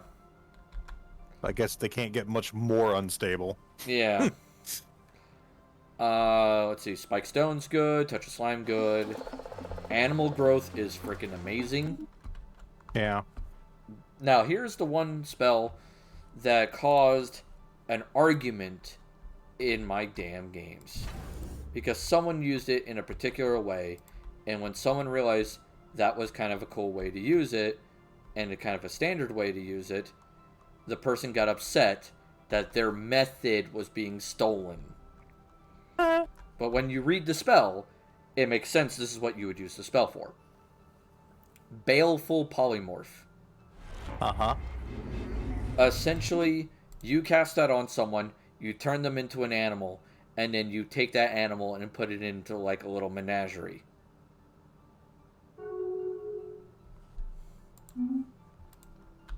That was that was the issue the person had. Yeah. And I'm like, really? I mean, okay. what do you think happens with Baleful Polymorph? Yeah, I mean, what else can you do with it? I guess you can not put them in the menagerie. You can drop them off a cliff or something, but... Yeah, that seems kind of dick. Alright, so then we got Control Winds, which is a great solution to flying enemies. It's like, nope, away with you. And yeah, let me add that there is no class better at controlling a battlefield than a druid. Yeah, hands down. Everybody's like, oh, the druid's not that useful in combat with all their spells. They're like, I can't make my druid that useful. I'm like, your whole purpose is to fuck with the environment around the battlefield to make it so difficult for your enemies to do anything. And people underestimate how important that is, because in our 5th edition game, we just had a nasty fight, and a bunch of the enemies were across a bridge. And I'm like, do we have anything in our inventory that can create some kind of obstacle to keep that half the enemy, from getting right to us? And we'd gotten a scroll of web. And, it's like, yes, let's do that. Yeah, because essentially it stopped half the enemy cold until we could deal with them. And it was perfect. Battlefield control is something the druid does better than any other class. Even wizards aren't as good. They're probably next best. But yeah, I don't know of anyone else who can do it better, and that is just hands down the honest truth. And you were talking about control winds. It's like, yeah, you can stop flyers from easily getting to you. It's just, yeah. The druid does that kind of shit better, and if you're in a game that's doing any kind of, mass combat or anything, it's so good. That's the game that I played the Dwarven Druid in. We had some mass combat stuff, and he was so good at it. Oh yeah, he'll wreck face, and there's nothing anybody can do to stop him. And it's just like, well, shit, man.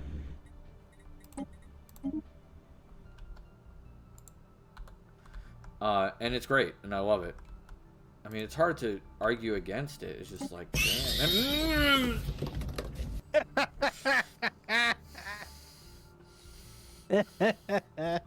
Thank you, Glistening Fae Fox. Hey, stopping in for a quick hello. I'll be lurking. No problem, Snack. You have a great time. Thank you for the lurk. I believe we're up to 8 or 9 on the Facehugger squeals. I know. God dang, that has been the most... If I ever look back at, like, sound effects played, I guarantee it's going to be number 1. Yeah. I guarantee you this, like, the scream for Red is probably number 1 for him, too. Because he like, shouts and goes, oh, fuck! And, like, every time it happens. Yeah. We talked about Wall of Thorns earlier, you mentioned that, and that's... Oh, my God, it's so much. It's so amazing. Yeah, Matt in my Pathfinder game got that, and then when they went to the mythic levels, got the mythic version of it, and could just shut down most enemies. Like, they were just trapped in the Wall of Thorns. Yeah, it's like, congratulations, you do nothing. Yeah, damn, man. It's hard to argue against that. It's like, Christ. These guys, can I get the ability? I don't want transfer system. Oh, I want this guy to just basically let me through his shit. He's a fallen empire and he won't let me through his shit. Yeah, I mean, basically at some point you're just going to have to kick his ass when you're ready. Yeah, I posted the homebrew in your Discord. Excellent, thank you. Tabletop communal chat. College of Beasts. Neat. Definitely have to check that out. Alright. The Spell Magic Raider, Find the Path, Fire Seeds, all good. Fire Seeds essentially turns a group of acorns into fucking grenades. Yeah. It's like, grenade! You get some cool stone manipulation stuff, stone shape, wall of stone. Oh yeah. Plague Storm. Yeah. Room full of blinding curse. It's like, congratulations, no one does anything. I think they get horrid wilting, don't they? I think so, if memory serves. In Pathfinder. Yeah. Swarm Skin is kind of cool. It's a great way to escape. You turn yourself into a swarm. Uh-huh. It's like, congratulations, I'm out. Wall of Stone, of course, you mentioned. Heal, which is the best in-combat healing you can ever get. Hands down. Yeah. Greater Scrying. True Seeing, also very powerful. 8th level, you got Blood Mist. Cast this in a room full of enemies and seal the door. You only need a portion of the targets to fail their save, and the encounter can essentially eat itself. It's like, oh yeah, let's turn everybody into cannibals. Let's go. Your 4 Tranquility is a good way to remove someone from combat permanently for a long while. Reverse Gravity is fun. Yeah. Anne has used that to great effect, so have I.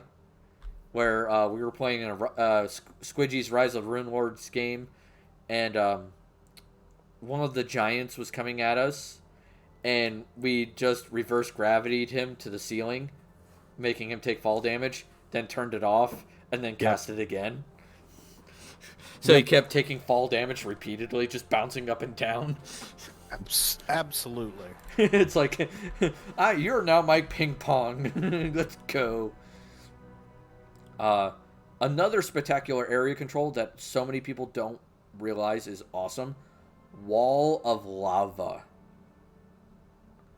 It's basically wall of fire on crack. Yeah. And you can't even pass it unless you either have a burrow speed or a DC 25 strength check.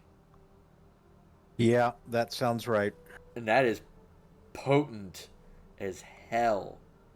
And then we get to, the wonderful level 9 spells, which are insane. The College of Beasts pretty much allows a bard to have an animal companion. Neat. Very cool. Very cool. We'll definitely have to check that out.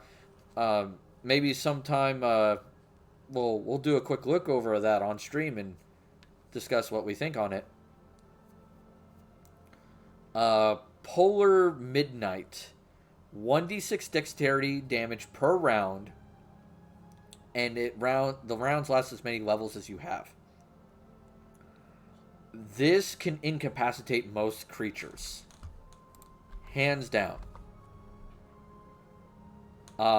And immunity to cold damage doesn't negate the dexterity damage. Mm-hmm. That's insane. Shambler gives you 1d4 plus 2 Shambler mounds. We're going to get you through this fear tonight. I will power through this. Shambler gives you 1d4 plus 2 shambling mounts, which is not that great because Summon Monster 9 gives you more. But the upside of Shambler is the summon lasts for 7 days. Yeah, that is a big upside. Yeah, it's like, oh, instead of 1 round per level, it's now going to last 7 days. It's like, fuck. Shape change is really cool, especially if you use it for like powerful polymorph abilities. Storm of Vengeance is kind of neat. Summon Nature's Ally is always good. And that's really about it for the spells. The druid gets a lot of the best cleric stuff and a lot of the interesting wizard stuff and a lot of unique stuff and makes a good list on its own. I'm sad that I don't think they get Miracle in Pathfinder, but I'm okay with that. Yeah, I mean, they make up for it in other ways, which is still neat. I'm going to be getting a giant fox. Nice. I mean, it fits if you're a kitsune. That makes sense. For magical items, there's no weapons that stand out to me. For armor, there is an armor enchantment that I found to be particularly useful. One where it blends in with your form. Yeah, the wild shape. Yeah. It is really hard to say no to that.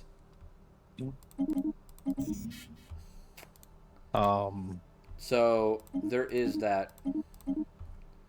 I would argue basically that it's. I really can't say that it's bad.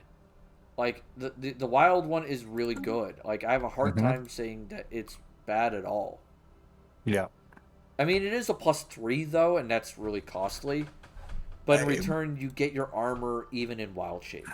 Right, and that can be incredible. Um, You're probably going to want an amulet of natural armor. yeah, that could be cool. For rings, I definitely recommend a ring of protection, at least one, and a ring of what's called natural attunement kami. Oh, no, that one. It basically it enhances summoning. Okay. Give me a second. I'll give you the exact details. This ring carved from a single piece of cherry wood. The wearer can cast summon nature ally spells. If the wearer can cast summon nature ally spells, the wearer adds Shikigami to the 3rd level monsters they can summon with those spells. Adds Kodama to the 5th level. Suishin to the 7th level. Toshigami to the 9th level. Also, once per day, on command, the wearer can use this ring to summon a Shikigami as if the summon nature ally 3 spell. Okay, that's So- not bad. So it gives you more options for your Uh-huh. summons, and a lot of those Shikigamis are really potent. I could definitely see that. I might be more tempted by either a ring of evasion or a ring of free action. Those are both good, or ring of counter spells. Ring of counter spells could be good. Yeah. I really like evasion and free action for most characters, honestly. But yeah, those are good. I would say though, there's one item I'd heavily recommend for a druid, and that's Headband. go ahead. I was going to say headband of wisdom. Headband of Wisdom is definite. That's a definite one. Any stat increasing item is definitely a good choice. And for belt, I would recommend Constitution. Sure. If you can't afford a dual stat, Dexcon. Yep. But the item I was going to mention was a rod. Okay. The extend rods. Okay. The meta magic extend. The Metamagic extend rod. Because that takes a lot of your duration spells that you get as a druid, and they have a lot, and extends them a lot. Yeah. And that's super helpful. That's your summons, that's your buffs, that's your debuffs, that's your environmental changing effects. All of those are affected by the extend rod. Yep. It's really hard to argue for that. For wands, there are 2 wands I would recommend picking up just to make your life easier. They're not needed, but they're helpful. Cure Light Wounds wand and a Mage Armor wand. At least at Cure low Light- level for Mage Armor. The Cure Light Wounds wand, aka the meat welder. Yep. Oh, okay, I fixed your arm. Now, we did talk about Wondrous items a little bit. The Amulet of Natural Armor, not bad, but you can also cast Bark Skin. And Bark Skin and Natural Armor don't stack. Right, but you could have the amulet as essentially a permanent effective bark skin, and that would be a good use of the slot. Now, Yeah. There is an amulet I'd recommend over it if you want to do... I would recommend the Amulet of Natural Armor if you're a caster. Okay? If you're a Okay. caster druid. If you're a combat druid in Pathfinder, Amulet of Mighty Fists. okay, Because it does say under it, it works with natural weapons. yep. So, congratulations, there's a bunch of extra damage there. Now you're a magic bear. Now you're a magic bear. The spell guard bracers, super helpful, especially if you're going to be casting in melee. Oh, excuse me, I just had a hiccup there. There's one shoulder item that is definitely recommended every character, like good gods, and that is the Cloak of Resistance. Yeah, that's pretty much the gold standard for shoulder. It's really hard to say no to that. I really can't think of anything at all that stands out to it. If that makes sense. Yeah. Science Division reports a For new breakthrough. boots, I'd probably think about boots of striding and springing are just a good generic choice for many classes. Yeah. Boots of Striding Spring is good. Boots of Haste, also good. Yeah. I mean, both of those are really helpful. Trying to think what else. If anything else stands to mind off the top of my head. I already talked about the Ring of Protection. If you can make a spell permanent, I would recommend Magic Fang. Okay, there you go. That also kind of helps with the Amulet of Mighty Fists. I don't know if it stacks with the Amulet of Mighty Fists, though. I'd have to look into that. It does not, but the Amulet of Mighty Fists could be used to add weapon modifiers.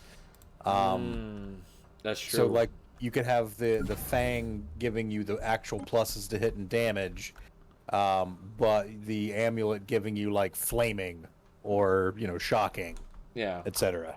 so on and so forth. So you could be a flaming, shocking magic bear. Right.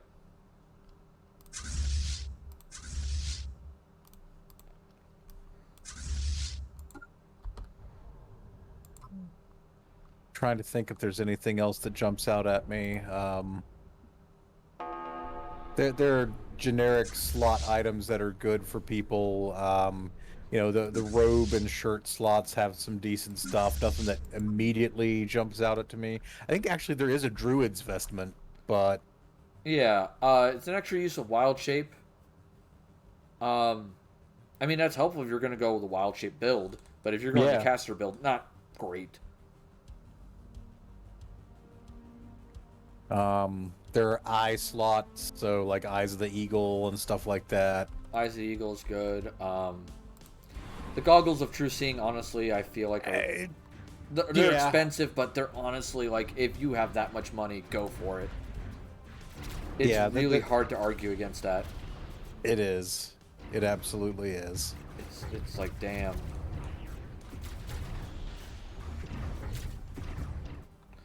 But I can't really think of any more magical items off the top of my head for Druid.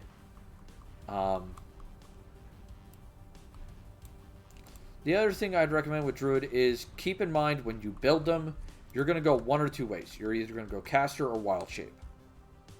Those are your two basic paths for Druid. Mm-hmm. And can you utilize them to great effect? Yes. Are they going to... Is one better than the other? No. I wouldn't say any one Druid is better than the other. I cannot think of a Druid that's better than the other. Yeah. It depends, on what you want to do. What you want to do and what your party needs. Yeah. Because if your party's in need of a particular style of Druid, then that would be really cool. I feel like I'm watching a high-level necromancer making magic. Is that good or bad, Axel? I'm not sure. Because one of the things we're going through with this whole class series is we're helping educate people on classes. I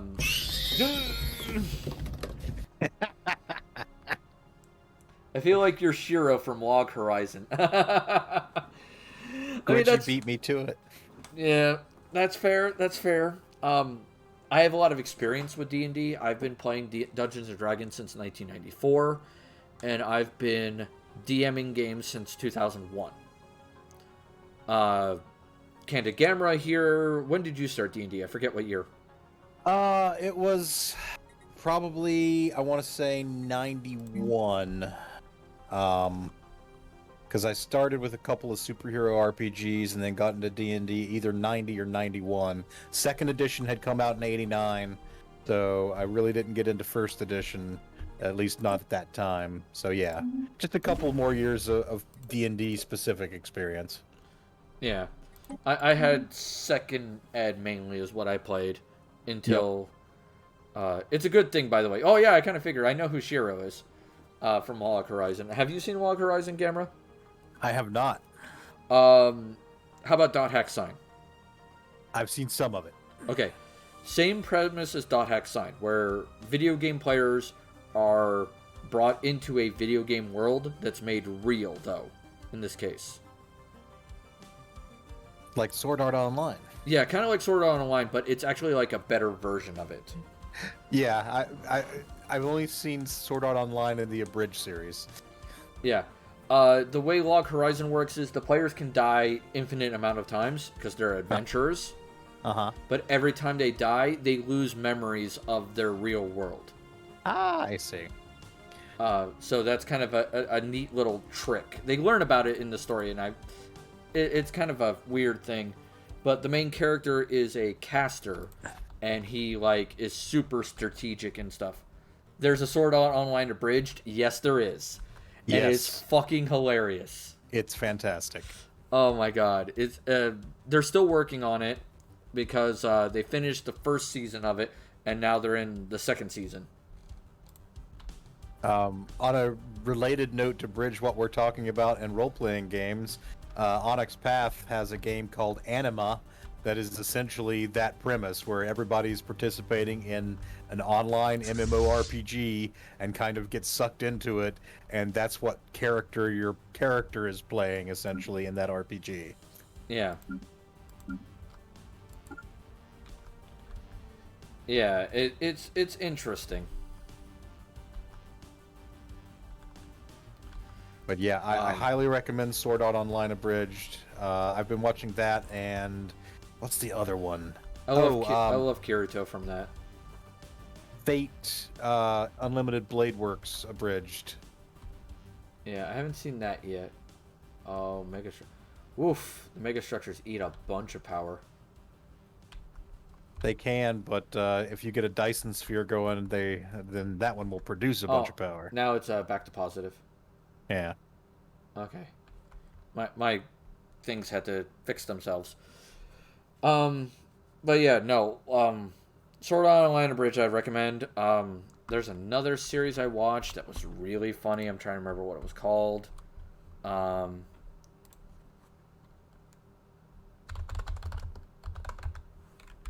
trying to remember where it was from. Oh, How to Be an Adventurer. If you've heard of that. Rings a bell. Is that one of the isekai ones? No. Okay. It is a funny kind of haha, semi-abridged series. I forget what it's supposed to be based on, off the top of my head. Okay. But it is, hands down, funny as hell, though very adultish. Mm-hmm. They don't show anything on screen, but it is insanely implied. Okay. Constantly.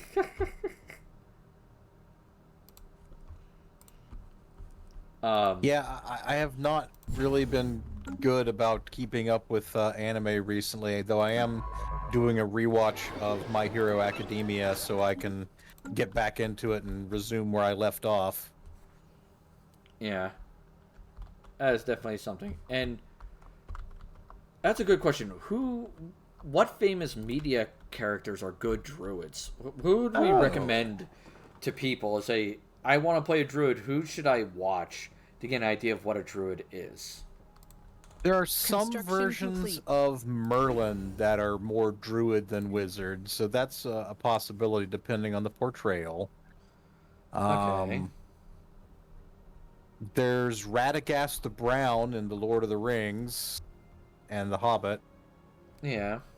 He's more druid than anything else. Let me think.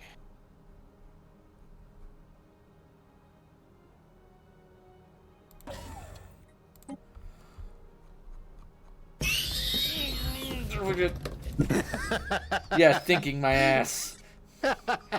Had to wait for that timer to come down. Oh,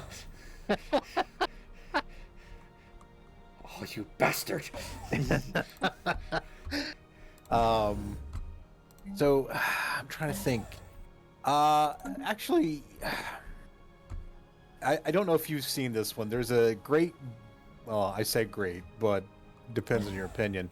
The Disney version of The Sword and the Stone has Merlin in there, and Science Division. that Merlin reports a new essentially breakthrough. does a shape-shifting duel against his rival magician. That's very wild, shapey, and Right. it's Mad Mim, wasn't it? Mad Madam Mim. Yes. Good memory. I was trying to remember her name. I was like, I think it was Mim. I remember it was Mim something. And I was Yeah, like, and I freaking love that movie. There's so much that has influenced me, from a very young age from that movie. But I rewatched it recently, and I'm like, this is basically 2/3 of a movie, because basically right at the end, it just sort of gives up and says, yeah, and then he did the King Arthur stuff, the end. I'm like, yeah. damn it! No! You bastards. So yeah, there's some good examples like that. Superhero genre, I would say that your wild shape druid, Beast Boy, aka Changeling from the Teen Titans, his entire power is shape changing into animals. That is true. So there's at least one good example. Squidgy agrees with you, by the way, for that fight. It's best wizard fight ever. Yes. If you guys have not watched the Netflix Sandman series, there is a sort of, at least thematically similar duel between Lucifer and Morpheus, where they essentially challenge each other with, oh, I am this, and then they have to come up with a counter shape. I remember seeing that as a clip. Yes. Someone sent me that as a clip, and I was like, okay, this is cool. Yes. And how he won was really cool. Yes. I was like, that was neat. And then, the terrain manipulation, the weather manipulation. I'm trying to think of other good examples. Storm, yeah. I mean, Storm is a classic weather manipulator. Mm-hmm. So you could definitely skin her as basically a druid. Yep. Caster druid type. Caster druid. Elemental. Oh, let's see. Terrain manipulator. That's a little harder. You could look at Avatar's benders, particularly the earth benders. Though druids do play with all the elements. Yeah, all the benders could be druids that just happen to take martial arts. Yeah. I mean, there's nothing wrong with taking the feat improved unarmed strike and flavoring your casting as martial arts. That, like, you could totally do that. Or, taking a few monk levels as a druid. That's... Yeah. You're going to be really scared when the magic flaming bear does kung fu. I know kung fu. Show me. It's a fucking kung fu bear. The kung fu panda. Oh my god. Oh god. Trying to think if there's anything otherwise that stands out to me. While we're talking, I'm looking for people to raid. Yeah, raid targets. It's about that time. Wow, my friend Skulker is actually, streaming for once. That's rare for her. Ravenwolf, thank you for the check-in. Colonel Sarge, thank you for the check-in as well. Thank you guys. Everyone has been so amazing today. I just took laugh him out. I just took a mute from a chick playing Coder 2 for calling a character by his name in Coder 1, and she called it a spoiler.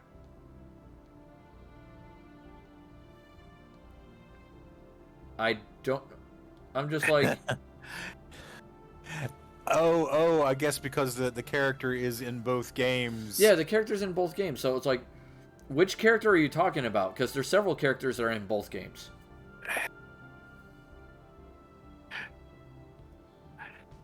Colonel Such, how you bro? How you doing? I'm doing great. We had a level 2 hype train today, which was insane. It was the first hype train I've ever had, and it was fucking blew my mind. I'm still trying to process that. Candors, Candorus is in both. Let me check Candorus on the second game. Ordo, Coder 2. Let me double check. Mandalore. Does he refer to himself as Mandalore at that point or something? Could be. Maybe that might have been the reason why they had such an issue. Early life, Mandalorian Wars, Jedi Civil War, working with Revan. In the piece of Revan's. Let's see if I could find anything about him.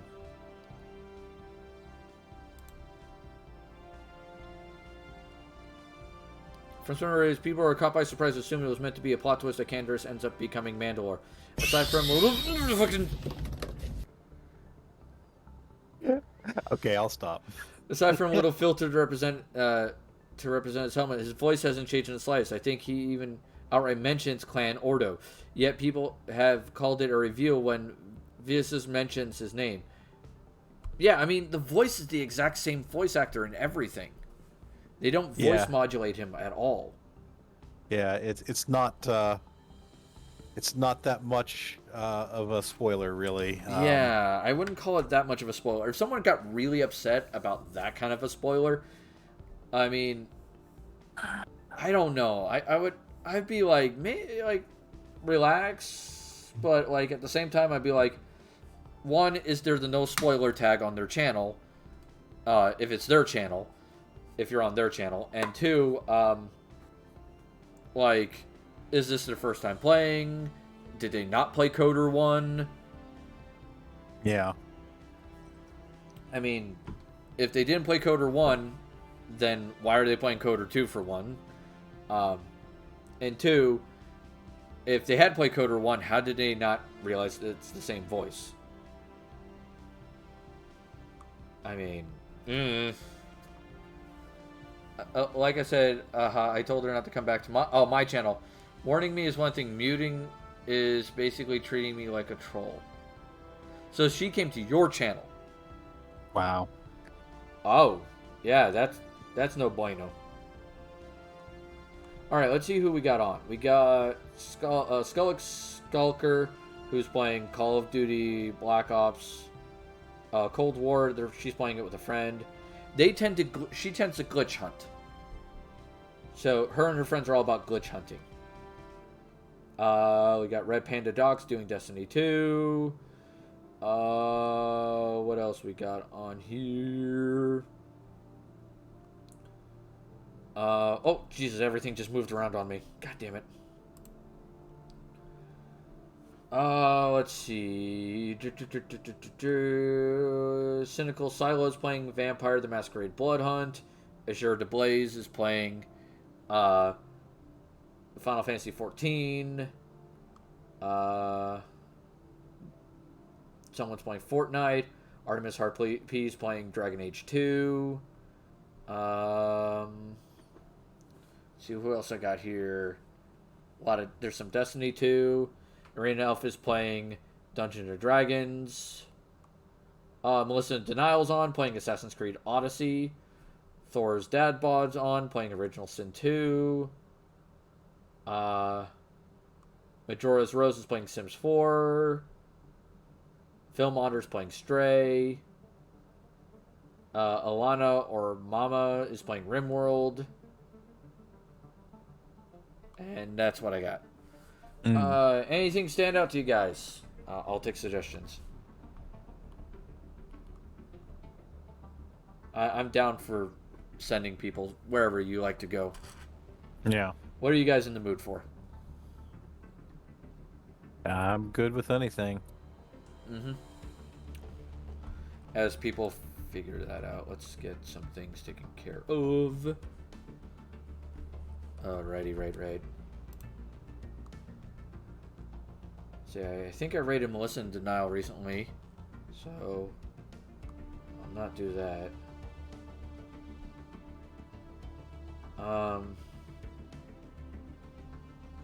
What else is there?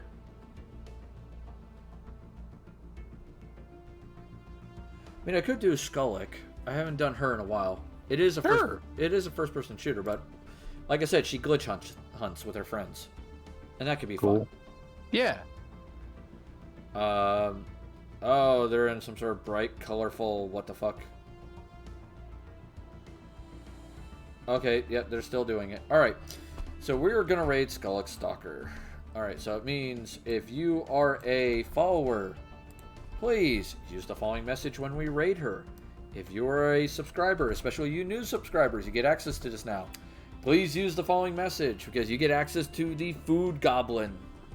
That's right, the Food Goblin is now available. Fun times. Oh, there looks like they're doing zombies. Neat. Alright. Please make sure you're taking care of yourselves, both mentally and physically. That's very important. It is always time for tea in the tavern, everyone, so remember that. And thank you guys so much for coming today. Oh my god, you made today amazing, and I'm super appreciative of it. Like, my god, you guys, you made my day today. Damn. Whew. And AP gets in one last fireball. I'm gonna be repairing my furniture forever. It's never gonna stop. We love you, AP. One last fireball and one last facehugger. God damn. Alright, so guys, please stick around for raid because you get a bunch of critical rolls that way, and critical rolls are the channel points here. For 50,000 channel points, by the way, you get your own audiovisual entry that you can type in to let me know that you're here. And that's a cool thing. It also lets you control Wildcard Wednesdays, which is for 5,000 critical rolls, like AP just did her own entry.